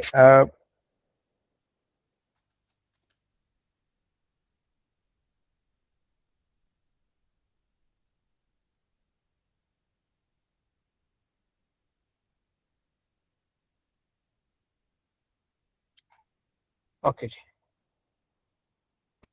अच्छा जी, अब हम नेक्स्ट चलते हैं। नेक्स्ट, अच्छा, अब हमारे पास ओपन सोर्स मॉडल है, क्लोज सोर्स मॉडल है। क्लोज सोर्स मॉडल को यूज करने के दो तीन तरीके मैंने आपके साथ शेयर किए। आप किसी लाइब्रेरी के थ्रू इनको यूज कर सकते हो लोकली, ट्रांसफॉर्मर लाइब्रेरी। इसके अलावा उलामा है, वीएलएलएम है, टीजीआर है, जीपीटी फॉर ऑल है, और भी हैं बहुत सारे, टेंसर आरटी है, और भी हैं। आप इनको क्लाउड पे यूज कर सकते हो, किसी क्लाउड ने इनको होस्ट किया होगा, जैसे ग्रॉक क्लाउड है, टुगेदर एआई है, ठीक है। और भी बहुत सारे क्लाउड्स हैं जिन्होंने इसको होस्ट किया होता है ओपन सोर्स मॉडल्स को। अच्छा, इनको आइडेंटिफाई किससे किया जाता है ये भी हम जल्दी से देख लेते हैं। आप यहाँ पे मॉडल्स की टैब में आओगे, और यहाँ पे ये इन्फ्रेंस प्रोवाइडर का एक फिल्टर है। अगर अगर आप इस पर क्लिक करोगे तो आपको सिर्फ वो मॉडल नजर आएंगे जो किसी ना किसी क्लाउड ने अपने क्लाउड पे होस्ट किए हुए हैं, ठीक है। तो ये आपको सारे मॉडल जो ये लिस्ट नजर आ रही है कोई 73,000 की, ये सारे के सारे किसी न किसी क्लाउड पे ओपन सोर्स मॉडल होस्टेड है। अब आप सिर्फ ये चेक करो कि आपके पास ओपन सोर्स मॉडल को यूज करने की कितनी बड़ी विंडो है। मतलब 73,000 ऐसे मॉडल हैं कि जिनको मैं जस्ट एपीआई प्लग करके यूज कर सकता हूँ। उसमें मुझे कुछ नहीं करना, जस्ट कुछ उनको सेंट्स पे करने, या डॉलर, $2-4, और मैं 73,000 डिफरेंट एआई मॉडल्स को यूज कर सकता हूँ। कितनी बड़ी ये एक मेरे पास स्पेस है ओपन सोर्स के अंदर। ओके जी, अब ये एक हमारे पास एक मैकेनिज्म है एपीआई के थ्रू मॉडल को यूज करने का, जो कि आपके पास क्लोज सोर्स मॉडल आपको मोस्टली इसी मैकेनिज्म से जो है वो आपको मॉडल जो है वो प्रोवाइड कर रहे होते हैं। Same works for open source models. जिसमें आपके पास एप्लीकेशन होती है, उसके ऊपर एपीआई गेटवे चल रहा होता है, जैसे ओपन एआई है, एंथ्रोपिक है, जेमिनी है। फिर मॉडल की एपीआई है, वैलिडेशन होती है, उसके बाद आपके पास उसका कोई आउटपुट आता है। नॉर्मली जब आप इन ओपन सोर्स मॉडल को यूज करते हो या क्लोज सोर्स मॉडल को यूज करते हो तो वो कुछ कंट्रोल्स या गार्ड रेल्स हैं या पाइपलाइन के वो मैकेनिज्म है जो कि लगने चाहिए, जो कि वो सारे मॉडल आपको लगा के देते हैं, जिसमें ऑथेंटिकेशन है, सबसे पहले मॉडल मॉडल की राउटिंग है, टोकन का budget, retries, time outs, prompt version, caching, safety policies, trace करना कॉस्ट को, उसके आउटपुट स्कीमा को फॉलो करना। तो ये सारे के सारे आपको लगते हैं। अभी ना एक बात हो रही थी कि आप इस चीज को कैसे कैटर करोगे कि आपकी जो टोकन्स की कंजप्शन, कॉस्ट, कॉन्टेक्स्ट विंडो, ये सारी चीजें कैसे काम करती हैं। अ, जितने भी क्लाउड प्रोवाइडर हैं, अभी आपने एक बात देखी होगी ना कि सारे के सारे कहते हैं कि भाई हम मुझे फ्री में दे रहे हैं, है ना, हम तो बस वो फ्री में दे रहे हैं। वो जैसे आप पाकिस्तानी किसी शॉप पे जाएं तो वो फर्स्ट टाइम जब आप दुकान वाले से खरीदते हैं तो वो कहता है कि देखेंगे हम तो इतने में तो मुझे जो है वो पीछे से नहीं मिला, मैं सिर्फ आपको ग्राहक बनाने के लिए जो है वो पले से दे रहा हूँ ना। आपने अक्सर ये बात सुनी होगी हमारे जो पाकिस्तानी दुकान वाले। अब यही बात ये जो क्लाउड है, क्लाउड वाले भी देते हैं। तो वो कहते हैं कि हम तो आपको $20 ले रहे हैं आपसे, ये तो आपको हम फ्री दे रहे हैं, हम तो घाटे में चल रहे हैं, ठीक है। तो वो सही है किसी उसमें ना मैकेनिक्स में वो सही है, वो सही कह रहे होते हैं। वो हमें ऐसा क्यों कर रहे हैं, या क्या वाकई ये सारा कुछ इतना महंगा है कि उनको हम $20 दे रहे हैं फिर भी वो कह रहे हैं कि नहीं भाई, मिलियंस में यूजर हैं उनके और इतना ज्यादा एक्टिव यूजर शायद ही किसी और ऐप पे हो, ठीक है, जो हर महीने जो $20 दे रहा है और फिर भी वो कह रहे हैं कि नहीं भाई हम तो घाटे में चल रहे हैं। जो आपका ये सारा मैकेनिक्स है एलएलएम जनरेशन का, इसके अंदर जीपीयू की कंजम्पशन हमने देख ही दी है। मैं सिंगल यूजर था, सही है, सिंगल यूजर इस जीपीयू को यूज कर रहा है, 16 आपके पास जीबी का जो है। मेरा जो मॉडल है, जैसे लूना है, जैसे आपका GPT-5 के और जो 2-3 वेरिएंट्स हैं, वो ट्रिलियन ट्रिलियन पैरामीटर के मॉडल है। अब वो 16-16 जीबी वाले हार्डवेयर में तो आएंगे नहीं। उनके लिए जो मुझे हार्डवेयर चाहिए होता है उन मॉडल्स को लोड करने के लिए, वो चाहिए होता है कि जो लाइक 30-30 हज़ार डॉलर का एक जीपीयू आता है, और वो मुझे 8-8 10-10 16-16 जीपीयू एक रैक में चाहिए होते हैं। फिर वो मॉडल लोड होता है, और वो वन टाइम मॉडल लोड हो गया। असल मसला आता है जब मैंने हंड्रेड्स ऑफ यूजर्स को सर्व करना होता है, और हर बंदे का प्रॉम्प्ट अलग है, हर बंदे की फाइलें अलग हैं, हर बंदे का क्वेश्चन अलग है। एक और चीज, मॉडल जब जनरेट कर रहा होता है आउटपुट, तो वो जो टोकन जनरेट कर रहा होता है और जो उसने टोकन कैलकुलेट किए होते हैं वो उनको सेव कर लेता है अपने उसके अंदर, किसी मेमोरी के अंदर, ठीक है।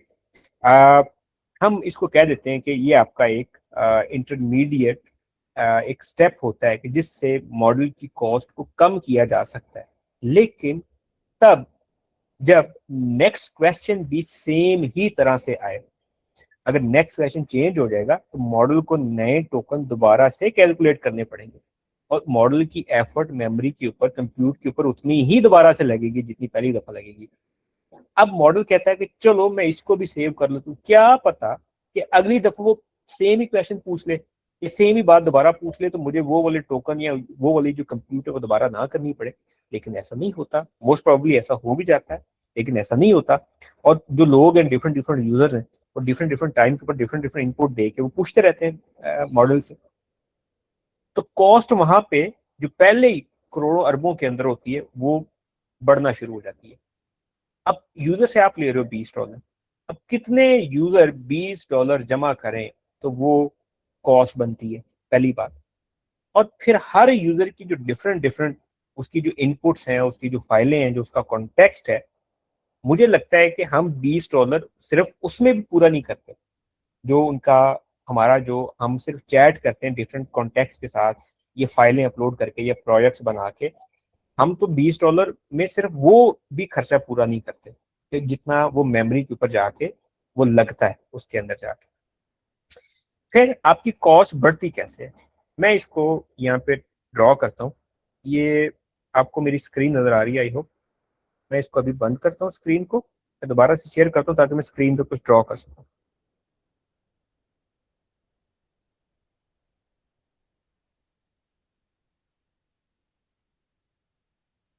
अभी आपको मेरी स्क्रीन नजर आ रही है?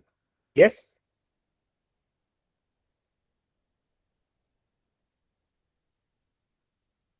हाँ, ओके। ये मैं लिखूंगा कैसे इसको?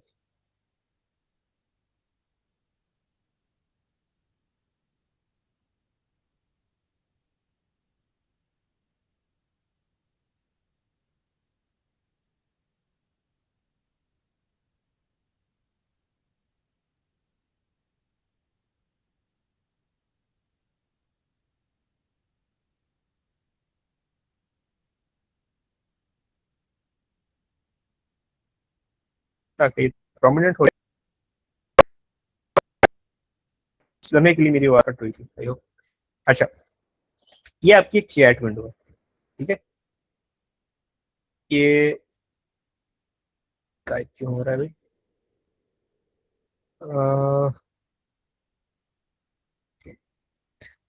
मैं ना इसको ऐसे करता हूँ, स्लाइड के ऊपर बनाता हूँ, क्योंकि ये शायद सही नजर नहीं आएगा। ऐसे है ना, ये वो मैट्रिक्स बनता जा रहा सर है। नोटबुक खोल लें। हाँ, नोटबुक के ऊपर करते हैं, ये मैट्रिक्स बनता जा रहा है। ओके, हम ऐसे करते हैं कि एक स्लाइड और बना देते हैं। चलो, यहाँ पे स्लाइड के ऊपर वो मुझे करने नहीं देगा, पेंट ओपन करते हैं जस्ट।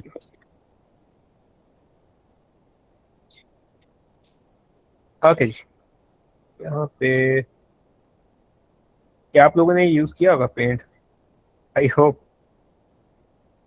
सब लोगों ने, सारे लोग इससे वाकिफ है। ये एडोब फोटोशॉप से पहले का फोटोशॉप ये होता था, या पेंटर। ओके, अब ये आपकी चैट है, ठीक है। आपने कुछ क्वेश्चन पूछा, आ, ठीक है। एआई ने कुछ आंसर किया, एआई ने आपको इस तरह से 2-3 लाइनें आंसर कर दी, ठीक है। आपने फिर कोई क्वेश्चन पूछा और एआई ने फिर उसका कोई 2-3 लाइनों में आंसर कर दिया। ऐसे चलती है ना आपकी कन्वर्सेशन एआई के साथ? ऐसे चलती है ना? अच्छा, जब आपने पहला क्वेश्चन पूछा, उससे पहले सिस्टम प्रॉम्प्ट होता है ना, उससे पहले सिस्टम प्रॉम्प्ट होता है। तो ये तो आपका हो गया, इसको हम चले कह देते हैं कि ये यूजर का कॉन्टेक्स्ट हो गया, ये यूजर का यू फॉर यूजर, ठीक है जी, ये यूजर का कॉन्टेक्स्ट हो गया। अच्छा, इससे पहले आपके पास सिस्टम का प्रॉम्प्ट होता है, ऐसे ही है। सिस्टम का प्रॉम्प्ट होता है, तो जिसमें आपने उसको लिखा होता है कि you are an expert engineer doctor etcetera, है ना। वो एक सिस्टम प्रॉम्प्ट होता है जिसमें आपकी काफ़ी सारी वो होती है, इंस्ट्रक्शन होती है। समझाते हैं मुझको ना कि भाई आपने ऐसे बिहेव करना है, आपकी टोन ये होनी चाहिए। अच्छा, ये यूजर क्वेश्चन। उसके बाद ये दोनों चीज़ें, प्लस अगर आप कोई टूल यूज़ कर रहे हैं, आपने कहा था कि मैंने वेब सर्च करनी है, मैंने गूगल ड्राइव पे जाना है, यहाँ पे टूल्स का आपके पास होता है, उसका स्कीमा वगैरह, उसकी डिटेल होती है कि मेरे वेब सर्च करनी है तो वो कैसे करनी है, ठीक है। गूगल ड्राइव पे जाना तो वो कैसे जाना है। जब आप सिंगल रिक्वेस्ट करते हो, कहने को आपने ये कोई 10 वर्ड का या 10 टोकन का छोटा सा सवाल पूछा है कि भाई कैपिटल ऑफ पाकिस्तान क्या है, आपने जस्ट ये पूछा था कैपिटल ऑफ पाकिस्तान क्या है, आप बोलोगे मैंने ना बहुत छोटा क्वेश्चन पूछा है, सिर्फ 10 टोकन का है, तो इसमें तो कोई ज्यादा खर्चा नहीं होगा ना। लेकिन आपका जो एपीआई है, वो जो हिट करने जाएगा मॉडल को, वो system prompt plus user plus आपने अगर कोई टूल कॉलिंग की है उसके साथ, तो वो जाएगा।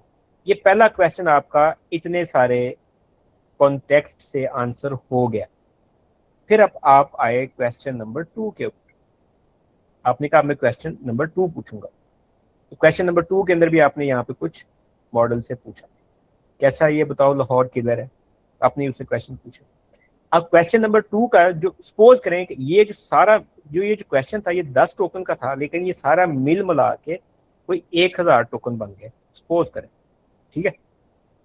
जब आप क्वेश्चन 2 पे आए और वो क्वेश्चन 2 जब जाएगा, तो मॉडल को तो नहीं पता कि अब आपका पहला क्वेश्चन क्या है, तो अब मॉडल को कॉन्टेक्स्ट देने के लिए वो जो पिछले 1000 टोकन थे वो सारे के सारे आप ऐड करोगे क्वेश्चन 2 के साथ और प्लस क्वेश्चन 2 का टेक्स्ट, तो वो हो जाएगा 1000 टोकन पिछले, ठीक है, जो पिछली उसमें थे, प्लस क्वेश्चन 2 के अंदर में भी 15-20 टोकन हो, चले सपोज करें। मॉडल ने उसका भी आंसर दिया और उसके आंसर में भी मॉडल ने कोई आपको 300-400 टोकन जनरेट कर दिए, ठीक है। अब आप पहुंच गए क्वेश्चन 3 के ऊपर, अब आप मॉडल से तीसरी दफा बात करने लगे हो। जब आप क्वेश्चन 3 पे पहुंच गए तो अब ये सारा कुछ जमा हो जाएगा, अब ये सारा कुछ जमा हो जाएगा और ये सपोज करें कोई 1320 बन गए, ठीक है, तो 1320 बन गए और अब आपने प्लस क्वेश्चन 3 का टेक्स्ट। तो जैसे जैसे आप बढ़ते जा रहे हैं कन्वर्सेशन के अंदर, आपकी कॉन्टेक्स्ट विंडो बढ़ती जा रही है और मॉडल को उतना ज्यादा, ये जो चीज आप बिल्ड कर रहे हो, जो मॉडल को आप फीड कर रहे हो, इसको बोलते हैं कॉन्टेक्स्ट विंडो, ठीक है, इसको हम बोलते हैं कॉन्टेक्स्ट विंडो।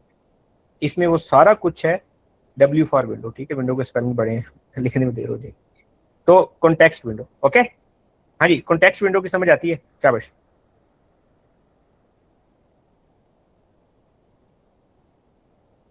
ओके, ये थोड़ा सा क्लीन कर लें इधर से, ओके जी। आगे चलते हैं। अच्छा जी, कॉन्टेक्स्ट विंडो।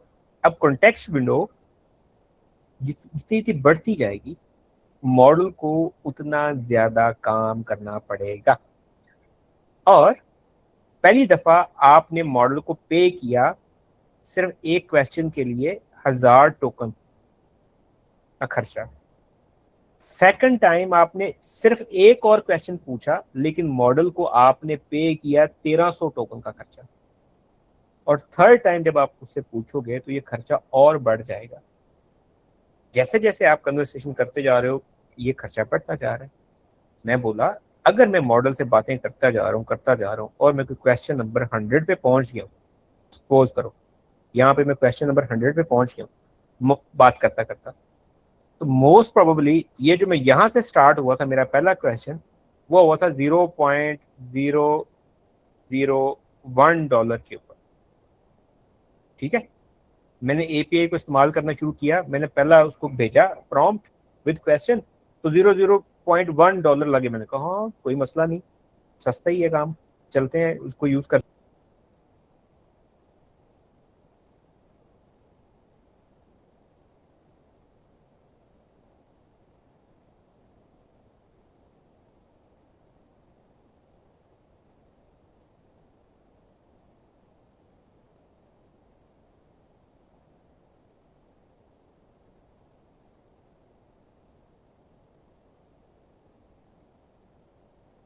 पड़ेगा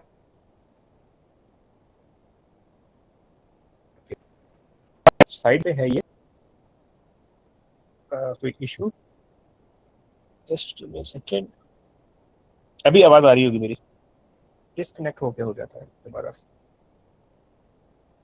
ओके।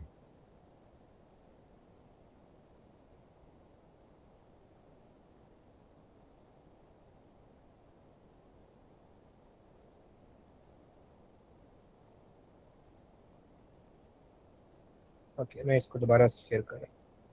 अच्छा जी, अब मैं जब 100 कन्वर्सेशन पे पहुंचा हूँ तो भाई कॉस्ट शूट कर गई है। अब मुझे समझ नहीं आ रहा मैं क्या करूँ।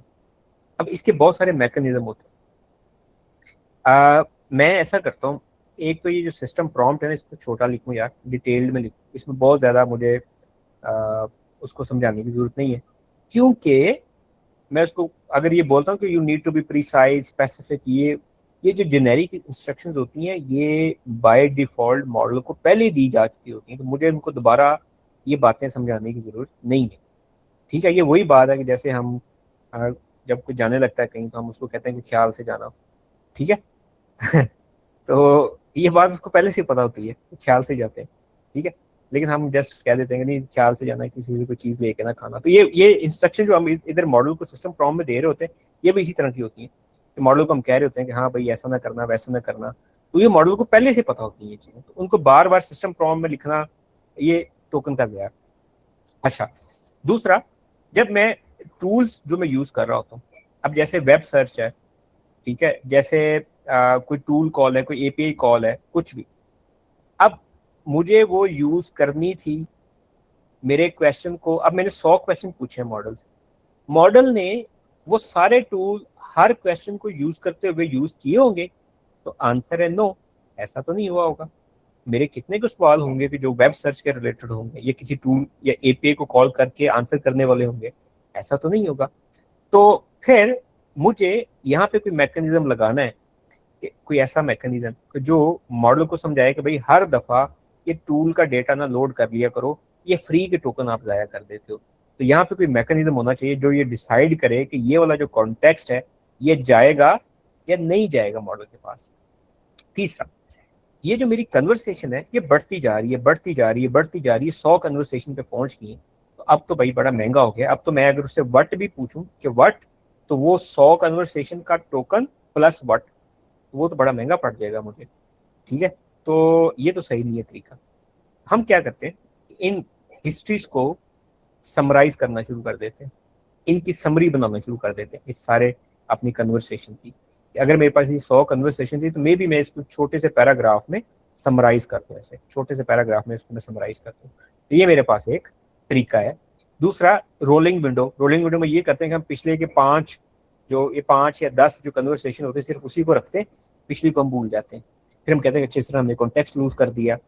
फिर और भी होता है कि हम उसमें से नॉलेज ग्राफ बना लें, एक्सेट्रा, बहुत सारे तरीके हैं। लेकिन सबसे अच्छा तरीका अभी तक यही है कि आप समरी बना लो जितना आपने पिछली कन्वर्सेशन की है, और वो फिक्स समरी आप आगे भेज दिया करो, ना कि वो सारे का सारा कन्वर्सेशन भेज दिया करो। अच्छा, अब तीसरी चीज, चौथी चीज इसके अंदर ये आती है कि आप जो इसमें डॉक्यूमेंट्स ऐड करते हो, जो आप इसमें डॉक्यूमेंट्स ऐड करते हो, आपने एक बुक ऐड कर दी इसके अंदर as a RAG system. RAG के बारे में है आइडिया सबको? शाबाश। जो आप चैट जीपीटी के साथ फाइलें अपलोड करके बातचीत करते हो उसको रैग बोलते हैं, रिट्रीवल ऑगमेंटेड जनरेशन, ठीक है। अभी के लिए आगे चल के मैं स्लाइड में बताता हूँ उसको वो कैसे काम करता है। अच्छा जी, चौथी चीज, वो जो आप साथ में कुछ अटैच कर देते हो, बुक या पीडीएफ, कुछ भी आपने अटैच कर दी उसके साथ, ठीक है। अब उसके अंदर थे 1000 पेजेस, 1000 पेजेस के अंदर टेक्स्ट है, वो तो बहुत ज्यादा हो जाएगा। वो सारे का सारा टेक्स्ट चला जाएगा आपका एपीआई के साथ, और टोकन आपके शूट कर जाएंगे, तो प्राइस आपकी बढ़ जाएगी। तो आप कहोगे यार ये तो सही नहीं है, मैंने सिर्फ बुक ही अटैच की थी, तो ये तो बिल तो बहुत ज्यादा आ गया। तो इसके लिए फिर हम आगे चल के देखते हैं कि कैसे रैग सिस्टम इस कॉस्ट को कम करने में हमें काफी हेल्पफुल साबित हुआ है। ओके जी, अब आपको कॉन्टेक्स्ट विंडो, टोकन का यूजेज और प्रॉम्प्ट इंजीनियरिंग के बारे में थोड़ा सा आइडिया हो गया कि ये एआई सिस्टम कैसे काम करते हैं प्रॉम्प्ट को लेके, आई होप, जनरेटिव एआई के अंदर। अब आगे चलते हैं थोड़ा।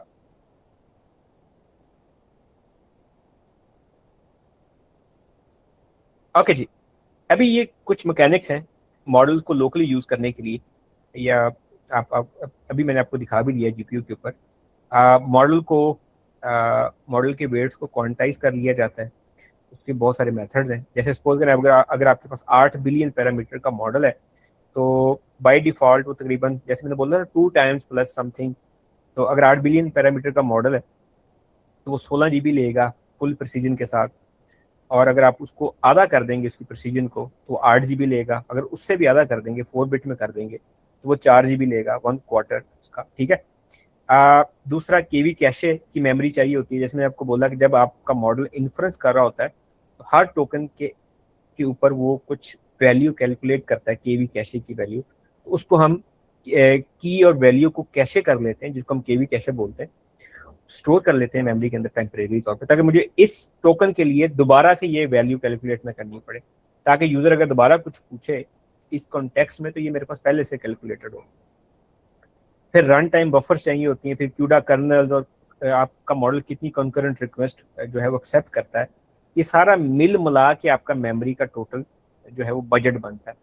सिर्फ ये नहीं है कि मॉडल को लोड कर लिए मेमोरी में तो दैट्स इट, नहीं, आगे भी कॉस्ट है कुछ। और फिर आपके जब कॉन्टेक्स्ट बढ़ते जा रहे होते हैं, multiple user can dominate memory even when the weight fits, तो फिर आपकी मेमोरी जो है एक्सप्लोड हो जाती है। जैसे अभी मैंने वो लंबी चैट का जिक्र किया, ठीक है, लॉन्ग कॉन्टेक्स्ट, वो एक लंबी chat is equal to long context है आपका। फिर किसी ने बुक ऐड कर दी है, कोई रेफरेंस डॉक्यूमेंट ऐड कर दी, वो लॉन्ग कॉन्टेक्स्ट में चले जाएंगे, तो मेमोरी आपकी शूट कर जाएगी। अब आपके पास तीन तरह की डिवाइसेस हो सकती हैं। आप लोकल सिस्टम यूज करते हैं, लैपटॉप, आपके पास एप्पल होगा या विंडोज होगा, ठीक है, आप यूज करते हैं। आपके पास कोई जीपीयू लगा होगा आपके सिस्टम के अंदर, या आप किसी जीपीयू क्लस्टर के अंदर हैं जहाँ पे आपके पास मल्टीपल जीपीयूज हैं। तो इन सब के लिए हमारे पास लाइब्रेरीज है एलएलएम को यूज करने के लिए। जैसे लामा डॉट सीसीपी है, ओलामा है, एमएलएक्स है, जीजीयूएफ है, जीपीटी फॉर ऑल है। ये आपके CPU GPU, sorry CPU Apple के हैं, या एप्पल की एम सीरीज है, या आपका इंटेल का है, या कोई दूसरा है, उनके अंदर आप इन लाइब्रेरीज को यूज करके मॉडल्स को लोकली यूज कर सकते हो। इसमें एक ट्रिक है, अगर आप एप्पल के यूजर हो और आपके पास एम सीरीज है कोई भी 1 2 3 4 5 वट, और आपके पास सिस्टम के अंदर रैम है, तो वो उसको यूनिफाइड आर्किटेक्चर की वजह से आपका जो सिस्टम का रैम है वो डायरेक्टली कन्वर्ट हो जाता है जीपीयू मेमोरी जो चाहिए होती है मॉडल को रन करने के लिए। अगर आपके पास 16 GB का रैम है, तो विद इन 16 GB कोई भी अगर जो मॉडल फिट होता है आप लोड कर सकते हो। अगर आपके पास 24 GB है, 36 GB है, 48 GB है, तो आप कोई भी मॉडल यूज कर सकते हो, ठीक है, अपने लोकल मशीन के अंदर। इवन जो 512 GB की मशीन आती है इनकी, या 128 GB की मशीन आती है मेमोरी के साथ एम सीरीज, तो उसमें आप कोई 60-70 बिलियन पैरामीटर वाला मॉडल अपने लैपटॉप पे रन कर सकते हो, और अच्छी टोकन स्पीड के साथ। अगर आपके पास सिंगल जीपीयू है तो भी ये तकरीबन सारी लाइब्रेरीज आपको सपोर्ट करती हैं जीपीयू बेस। अगर आपके पास विंडोज़ का पीसी था तो उसमें आपके पास नॉर्मल जीपीयूज लगे होते हैं इंटेल के या दूसरे, तो ये लाइब्रेरी सारी जिसमें ट्रांसफार्मर्स है, ओलामा है, जीपीटी फॉर ऑल है, वीएलएलएम है, ये सारे आपको अलाउ करते हैं, आप अपने जीपीयू पे मॉडल को रन कर सकते हो। अगर आपके पास जीपीयू क्लस्टर्स हैं तो फिर ये वाली जो लाइब्रेरी है, जैसे वीएलएलएम है, एसडी लैंग है, ट्रांसफर आरटी है, ये आपको अलाउ करते हैं कि आप अपने जीपीयू क्लस्टर्स को ट्रीट कर सकते हो एज अ इन्फ्रेंस इंजन, जैसे कि ग्रॉक यूज करता है, जैसे कि बाकी क्लाउड यूज करते हैं, ओपन एआई यूज करता है। जैसे वीएलएलएम है, ये आपको open AI compatible API interface भी देती है कि आप अपने जीपीयू के ऊपर विद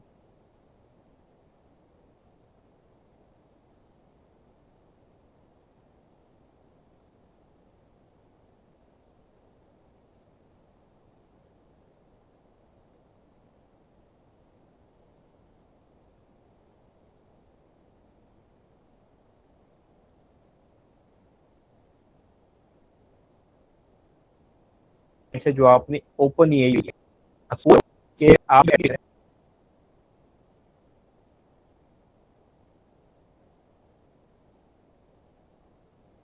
ये मेरी वाटर कट गई, डोंट नो, ये मेरे शायद इंटरनेट का है कुछ मसला, फायर पाए रही है बीच में, इंटरनेट मुझे मिस कॉल मार रहा है, आई डोंट नो व्हाई। ओके, अच्छा, तो ये वो सारी लाइब्रेरीज हैं। जैसे वीएलएलएम, ये आपको OpenAI compatible endpoint दे देता है जिसको आप यूज कर सकते हो, और आपकी प्रोडक्शन ग्रेड की एक लोकल इन्फ्रेंस चल सकती है। जैसे आप एक बैंक हो या कोई अदारा हो जिसमें आपके पास कोई 500 लोग हैं, आप अपना डेटा क्लाउड पे नहीं देना चाहते, इवन वो ओपन सोर्स क्लाउड है एलएलएम के लिए, तो आप लोकल सेटअप करना चाहते हो, तो यूजिंग दीज लाइब्रेरीज स्पेशली वीएलएलएम, आप अपना लोकल इंडस्ट्री ग्रेड का इन्फ्रेंस इंजन बना सकते हो, ठीक है। ओके,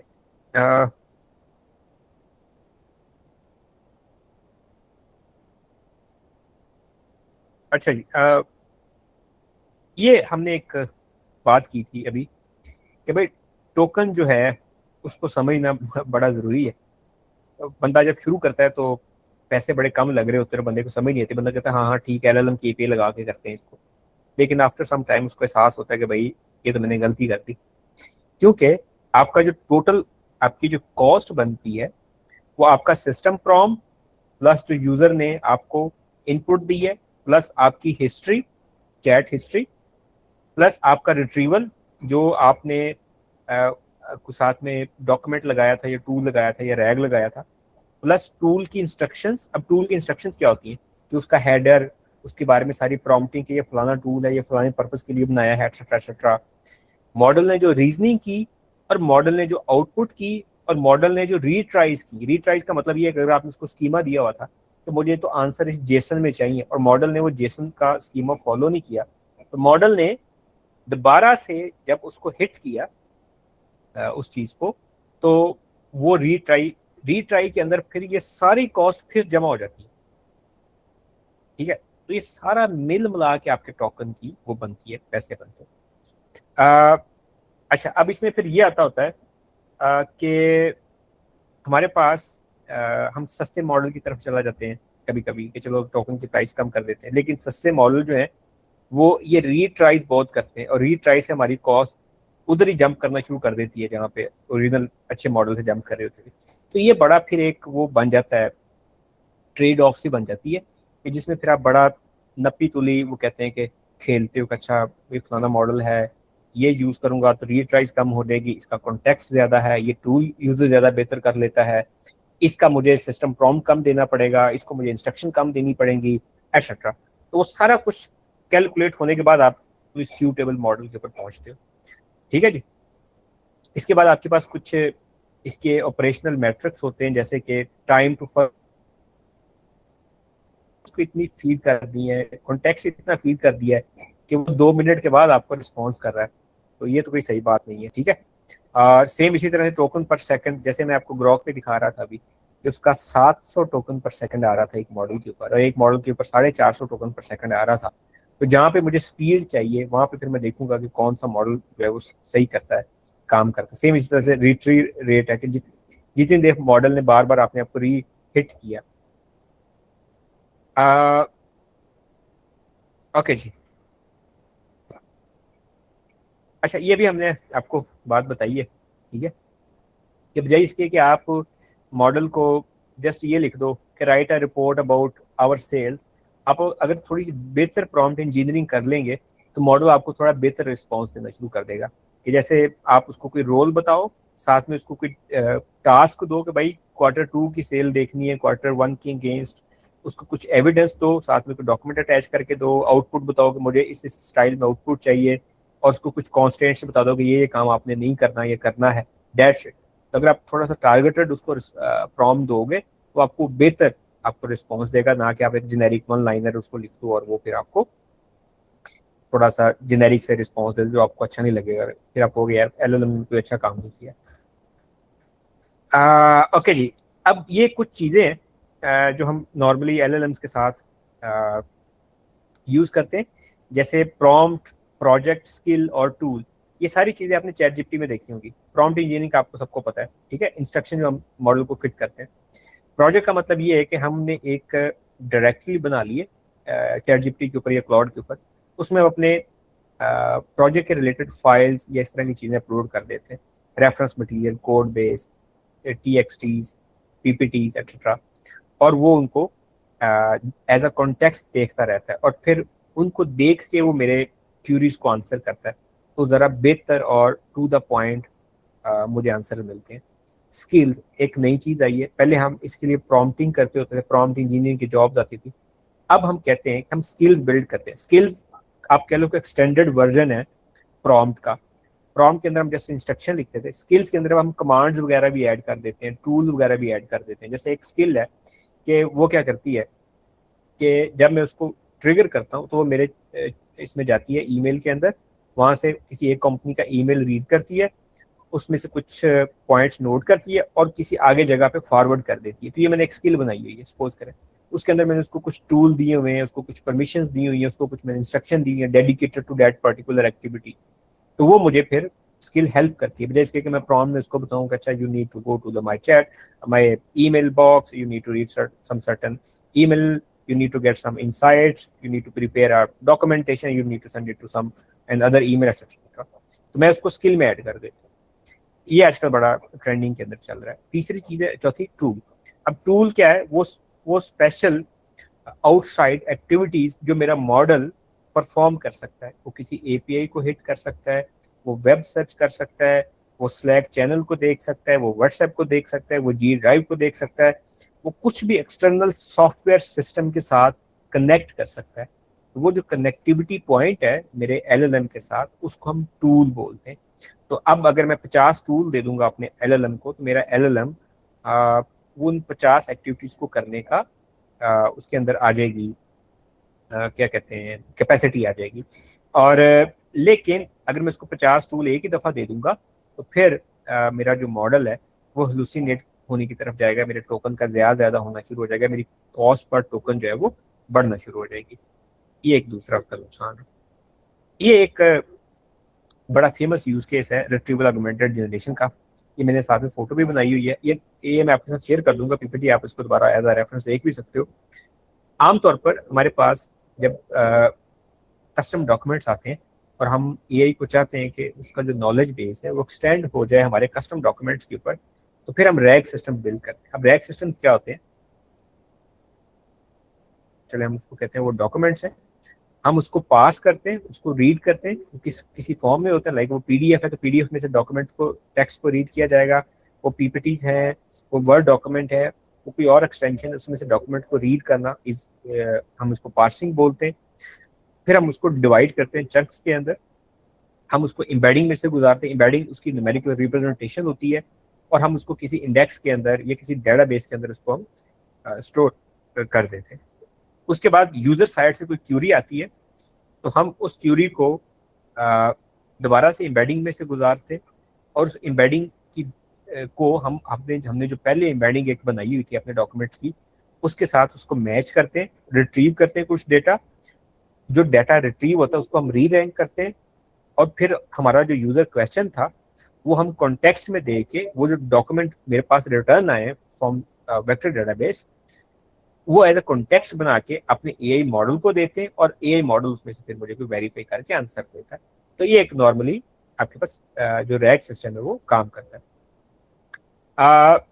अब इसका जो मेरे पास ऑपरेशनल कॉस्ट होती है रैग सिस्टम की, वो होती है जो मेरा डाटा है, मेरा जो रिट्रीवल है, मेरा जो कॉन्टेक्स्ट है, और जो जनरेशन है, सारी मिल के मेरी रैग की जो है वो कॉस्ट बनती होती है। रैग सिस्टम वे लेस चीपर देन, लाइक अगर मैं एक फाइल अपलोड कर दूं ओपन एआई के साथ, और ओपन एआई से पूछूं कि मुझे इसका आंसर दो, तो वही अगर मैं फाइल अपने रैग सिस्टम से गुजार के उससे कोई क्वेश्चन पूछूं, तो रैग शायद मुझे 90% चीपर पड़ेगी। ठीक है, तो लाइक वो बहुत ज़्यादा चीपर पड़ता है। तो दैट्स वाई हम सारे का सारा डॉक्यूमेंट कॉन्टेक्स्ट में ऐड नहीं करते, बिकॉज वो टोकन बहुत ज़्यादा पड़ जाएंगे, हम उनको रैग सिस्टम में से गुजारते हैं। ये आगे चल के हम दोबारा इसको डिटेल के साथ एक्सप्लेन करेंगे कि एक्चुअल में रैग सिस्टम्स कैसे काम करते हैं। रैग आमतौर पर 3 तरह से इनको कैटेगराइज किया जाता है, स्ट्रक्चर डेटा के ऊपर, अनस्ट्रक्चर्ड डेटा के ऊपर, और हाइब्रिड या सेमी स्ट्रक्चर्ड डेटा के ऊपर। तो अनस्ट्रक्चर्ड डेटा के ऊपर आपके पास जो पीडीएफ्स हैं, रिपोर्ट्स हैं, वेब पेजेस हैं, पीपीटीज हैं, उनके ऊपर आप रैग बिल्ड कर सकते हो। स्ट्रक्चर डेटा के अंदर आपके एसक्यूएल डेटाबेसेस आती हैं, स्ट्रक्चर डेटाबेसेस आती हैं, ठीक है। और सेमी स्ट्रक्चर के अंदर जेसन स्कीमा वगैरह आ गए, मिक्सअप आ गया, पीडीएफ भी है, एसक्यूएल भी है। तो इन सब सिस्टम्स के ऊपर आप रैग सिस्टम बिल्ड कर सकते हो।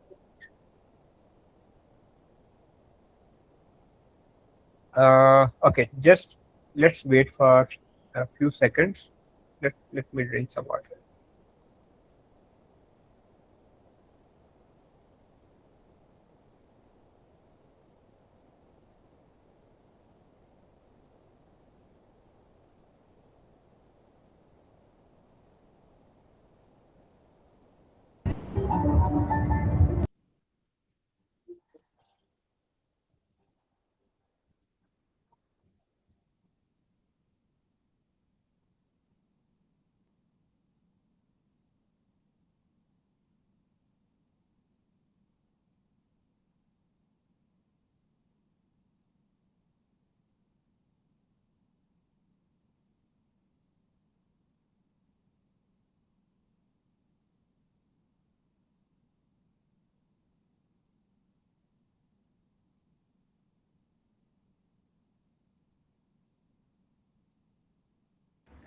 ओके जी। अच्छा, अभी हम ये डिस्कस कर रहे थे कि रैग सिस्टम्स। अच्छा, जनरेटिव एआई कैसे काम करती है नॉर्मली।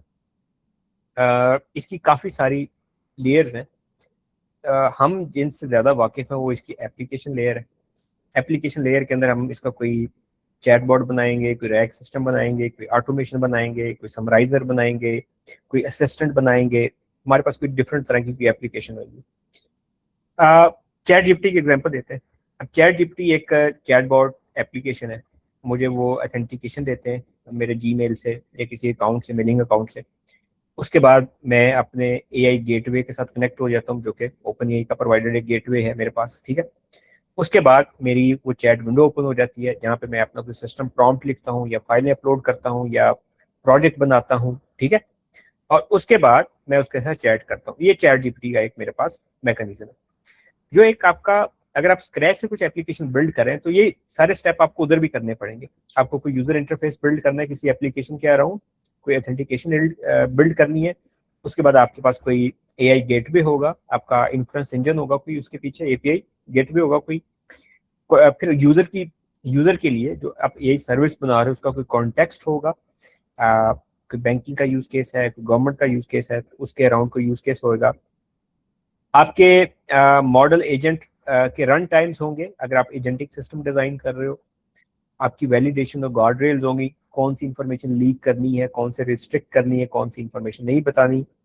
और आपके पास कोई एवेल्युएशन मैकेनिज्म होगा, ऑब्जर्वेबिलिटी होगी कि आपका जो सिस्टम है वो काम जो कर रहा है वो यूजर को किस तरह प्रॉपर रिस्पॉन्स कर रहा है या नहीं कर रहा।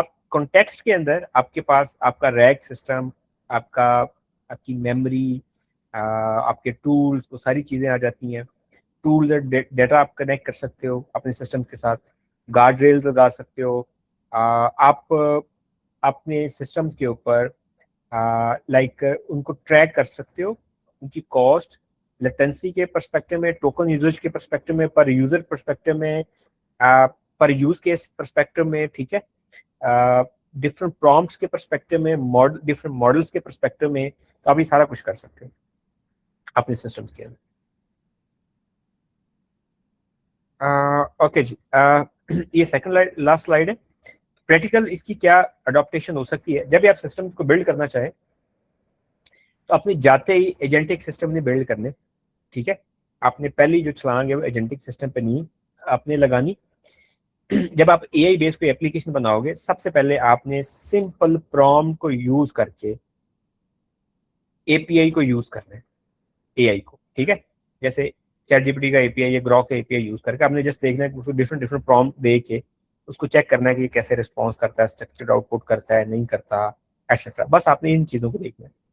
सेकंड स्टेप के ऊपर आपने जाकर रैग बेस्ड एप्लीकेशन बिल्ड करनी है कि आपने साथ में कोई कॉन्टेक्स्ट ऐड कर दिया है, कोई डाटा ऐड कर दिया है, कोई रैग पाइपलाइन ऐड कर दी है जिसमें से आपको एआई जो है वो आंसर कर रही है।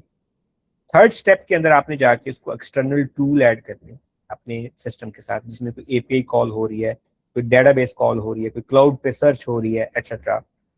और चौथी स्टेट पे जाके आप फिर एक एजेंटिक सिस्टम की तरफ जाएं, जब आपका जो एआई फ्लो है वो ऑटोनोमसली आपके इन्वायरमेंट को यूज करके कुछ करने की कोशिश करें। जितना आप ऑटोनोमस होने की तरफ जाएंगे, आप उतना ज्यादा अनप्रडिक्टेबल आपका जो सिस्टम है वो होता जाएगा, और ये आपके लिए उसको एवेल्युएट करना उतना ही ज्यादा मुश्किल होता जाएगा। तो अनकंट्रोल हो जाएगा वो सारा कुछ। तो ये बड़ा जरूरी है कि आप उस सारी पाइपलाइन को स्टेप बाय स्टेप गुजार के आए हो, तो ही आपको समझ आएगा कि अब ये मेरा यूट्यूब में तो उन्होंने एजेंट बनाया था तो वो बड़ा अच्छा चल रहा था, लेकिन मेरा नहीं चल रहा। तो वो आपको तभी समझ आएगी जब आप पिछले 3 स्टेप से गुजर के आए। ओके, आज के सेशन का जो टाइटल था इंट्रोडक्शन टू जनरेटिव एआई और इकोसिस्टम, मैंने कोशिश की है कि उसको मैं सम अप करूं हर पर्सपेक्टिव से। लेगेसी रिसर्च कहाँ से स्टार्ट हुई, डीप लर्निंग आई, जनरेटिव एआई आए, फिर मॉडल्स आए मल्टी मॉडल्स के, फिर प्लेटफॉर्म इकोसिस्टम बनना शुरू हुआ, हगिंग फेस, उसके ऊपर ओपन सोर्स मॉडल आना शुरू हुए। फिर हमने देखा कि हम मॉडल्स कैसे यूज कर सकते हैं ओपन सोर्स, क्लोज सोर्स के अंदर। फिर हमने ये देखा कि ओपन सोर्स के अंदर हम मॉडल्स को कितनी तरह से यूज कर सकते हैं। आप मॉडल को डायरेक्टली डाउनलोड कर सकते हो, उसके लिए हमारे पास कितने सारे लाइब्रेरीज प्लेटफॉर्म्स हैं। आप मॉडल को यूज कर सकते हो through API open source models को, वो भी हमारे पास कितने सारे क्लाउड अवेलेबल हैं। आप मॉडल को डिप्लॉय कर सकते हो as an inference engine locally, VLLM और इस तरह की बाकी लाइब्रेरीज के थ्रू। और आप एक रैग सिस्टम को कैसे बिल्ड कर सकते हो, रैग सिस्टम किस तरह से आपके लिए इस्तेमाल होता है। इसके अलावा हमने टोकन की इकोनॉमिक्स थोड़ी सी डिस्कस की है, हमने सिस्टम की प्रॉम्प्टिंग टूल स्किल्स के बारे में डिस्कस किया है कि वो कैसे काम करते हैं और वो सारी चीज़ें कैसे आपके ओवरऑल फ्लो के अंदर आपको हेल्प आउट कर रही होती हैं। हम एक बेसलाइन अभी सेट किए, अगर आप फर्दर इसके अंदर अब जाना चाहेंगे तो आपके पास एक ओवरव्यू होगा ओवरऑल इस जनरेटिव एआई इकोसिस्टम का, मॉडल्स का, जीपीयूज का, लोकल क्या कर सकते हैं क्या नहीं कर सकते हैं, क्लाउड में हमारे पास क्या ऑप्शंस हैं, किस तरह की एप्लीकेशंस हो सकती हैं कॉस्ट के परस्पेक्टिव में, एटसेट्रा। हम यहाँ पे अपने सेशन को अभी एंड करेंगे और ये आखिरी 5 मिनट में आप लोगों से क्यूए कर सकता हूँ अगर आप लोगों का कोई क्वेश्चन है तो। मीनवाइल मैं इसको शेयरेबल बना रहा हूँ, ये अपनी पीपीटी को ये आप लोगों के साथ शेयर हो जाएगी।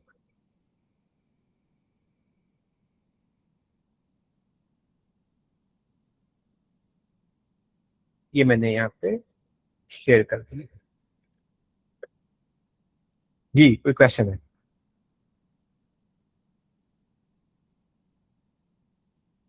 जी फरहद। अस्सलाम वालेकुम सर। सर ये जो आपने एआई एडॉप्शन स्ट्रेटजी एक्सप्लेन की है, इसको अगर किसी रियल वर्ल्ड एग्जांपल के साथ स्टेप बाय स्टेप एक्सप्लेन कर दें, like how we can do and adopt it.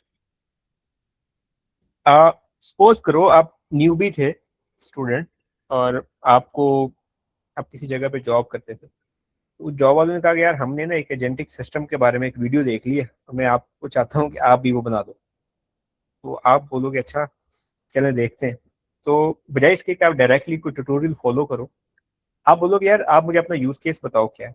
वो कहेंगे अच्छा ये है कि हमारे पास इस तरह का डाटा है, ये है वो है, टूल्स हैं, तो हम ये चाहते हैं कि एआई हमारे लिए वही काम करे जो चैट जीपीटी करती है लेकिन लोकली। तो आप कहोगे चलें ठीक है मैं इसको करता हूँ। तो पहले ना मैं आपको एक सिंपल चैटबॉट बना के देता हूँ कि जो कि बैंकिंग के रिलेटेड या आपके यूज केस के रिलेटेड, उसको मैं प्रॉम्प्ट दे दूंगा, आप उसको यूज करो। आप लोगोगे हाँ यार ये थोड़ा सही काम कर रहा है देखो, लेकिन इसमें टूल नहीं है, इसमें डाटा नहीं है। आप लोगों को कोई बात नहीं, नेक्स्ट स्टेप में मैं वो कर देता हूँ। नेक्स्ट स्टेप में आप उसके साथ रैग अटैच कर दोगे, नेक्स्ट स्टेप में आप उसके साथ टूल अटैच कर दोगे। वो कहेंगे हाँ लेकिन ये एजेंट तो नहीं है। आप कहोगे कोई बात नहीं ये सही चल रहा है, नेक्स्ट स्टेप में मैं उसके साथ एजेंट एजेंट ऐड कर दूंगा। तो ये एक हायरार्की है जिसको मुझे फॉलो करना है अगर मेरा पहले एक्सपीरियंस नहीं है। जी मलिक उस्मान। सर आपने बात की कि प्रॉम्प्ट को ऑप्टिमाइज करने की, सर उसमें एक ऑप्शन होता है फीचर मेमोरी का। तो फॉर पर्सनल से प्राइवेसी तो हम अक्सर सुनते हैं कि उसको ऑफ करना चाहिए। तो आपके पॉइंट ऑफ व्यू से क्या हम उसको वो हेल्पफुल होता है प्रॉम्प्ट के ऑप्टिमाइजेशन के लिए या नहीं? अच्छा मेरे ख्याल से जिस मेमोरी को आप रेफर कर रहे हो वो चैट जीपीटी या इस तरह की एप्लीकेशन ऑफर करती है, वो सिर्फ इसलिए ऑफर करती है कि ओवर द टाइम हमें आपके कॉन्टेक्स्ट का पता हो और वो चीजें हम आपके कैशे में रख लें। सही है, जैसे कि मेरी एजुकेशन, मैं जॉब क्या करता हूँ, मेरे करंट प्रोजेक्ट्स क्या हैं, मैं इनको मेमोराइज करूंगा। कल को मैं इसको कुछ भी पूछूंगा कि यार मैं ना आज एक सेशन दे रहा हूँ बच्चों को जनरेटिव एआई के ऊपर, तो मेरे लिए एक इंट्रोडक्शन लिख दो। अब मुझे को बताना नहीं है अच्छा मेरा नाम मोहम्मद उमैर है, मैंने ये किया, उसको मेमोरी पहले से पता है। ये आप उस मेमोरी की बात कर रहे हैं। जब आप एपीआई बेस्ड कुछ यूज करते हो क्लाउड के ऊपर, तो उसमें प्रॉम्प्ट कैशे का टर्म आता है।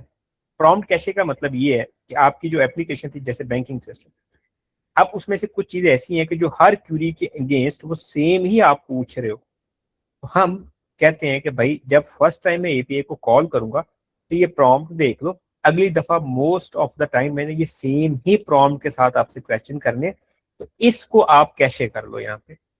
और वो मेरे से फिक्स पैसे ले लेते हैं पर मिलियन टोकन, और वो मेरा प्रॉम्प्ट का पर डे या पर मंथ के ऊपर फिक्स पैसे हो जाते हैं कि ये आपके जी पर मंथ के हो गए $15, ये फिक्स है। उसके बाद ये आपके उस टोकन में काउंट नहीं होंगे। टोकन की इकोनॉमिक्स में ये पैसे काउंट नहीं होंगे, और हम आपको वैसे ही जितना आप जनरेट करोगे सिर्फ उसी का पैसा आपको भरना पड़ेगा, ठीक है। वो मेमोरी और है। मेमोरी हेल्प करती है लॉन्गर कॉन्टेक्स्ट में ओवर टाइम आपको बेहतर आंसर करना, ठीक है, लेकिन टोकन का गया है इसमें। What are difference between agentic AI, gen AI? Generative AI तो वो एक मैकेनिज्म है जिसमें मॉडल्स की वो कैपेबिलिटी थी जिसमें वो कुछ जनरेट करते थे, जैसे टोकन को, नेक्स्ट टोकन को जनरेट करता था मॉडल। तो ये जो मॉडल आर्किटेक्चर था इसको हम जनरेटिव एआई बोलते थे। जैसे कि आजकल डिफ्यूजन मॉडल भी हैं और भी हैं, आपके विजन मॉडल भी हैं, सॉरी, जेन एआई इसको हम बोलते हैं।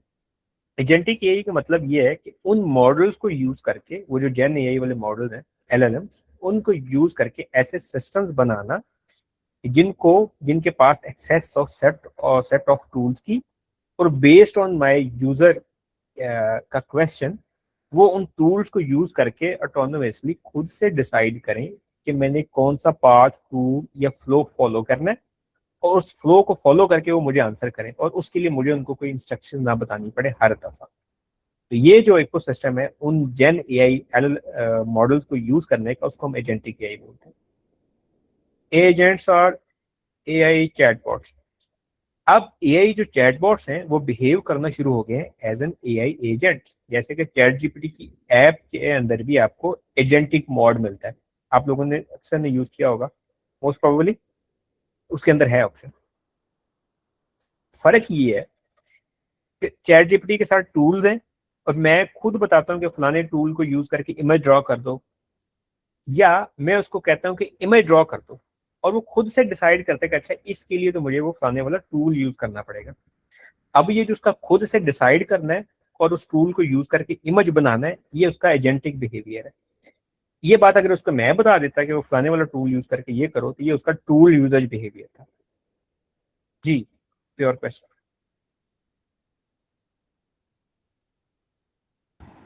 सर मेरा पहले क्वेश्चन था, मैं इसी को कंटिन्यू करते पूछना चाह रहा हूँ कि जो रैग मॉडल अगर कोई मैं बनाना चाह रहा हूँ वो क्या कंप्लीटली ऑफलाइन वर्क कर सकता है? Yes. मेरे ऑफिस के जो सर्वर है उस पर कंप्लीटली ऑफलाइन होगा? Yes yes yes. आपको उसके लिए उसकी कुछ रिक्वायरमेंट्स, आपको एक एम्बेडिंग मॉडल चाहिए, वेक्टर डेटाबेस चाहिए, और एक एलएलएम चाहिए। एम्बेडिंग आपको लोकल मिल जाती है, आप सिस्टम में डाउनलोड कर सकते हो। वेक्टर डेटाबेस ओपन सोर्स है, आप सिस्टम में डाउनलोड कर सकते हो। मॉडल्स आपके सामने ओपन सोर्स हैं, सिस्टम में डाउनलोड कर सकते हो। ये 3 रिक्वायरमेंट्स हैं, वो आप जहाँ पे पूरी कर लो वहाँ पे रैक सिस्टम बिल्ड हो सकता है। Sir can this be a portable version? Yes, आप उसको डॉकराइज करके चलें। फिर हम आज के सेशन को एंड करते हैं। बहुत शुक्रिया आप सब लोगों का।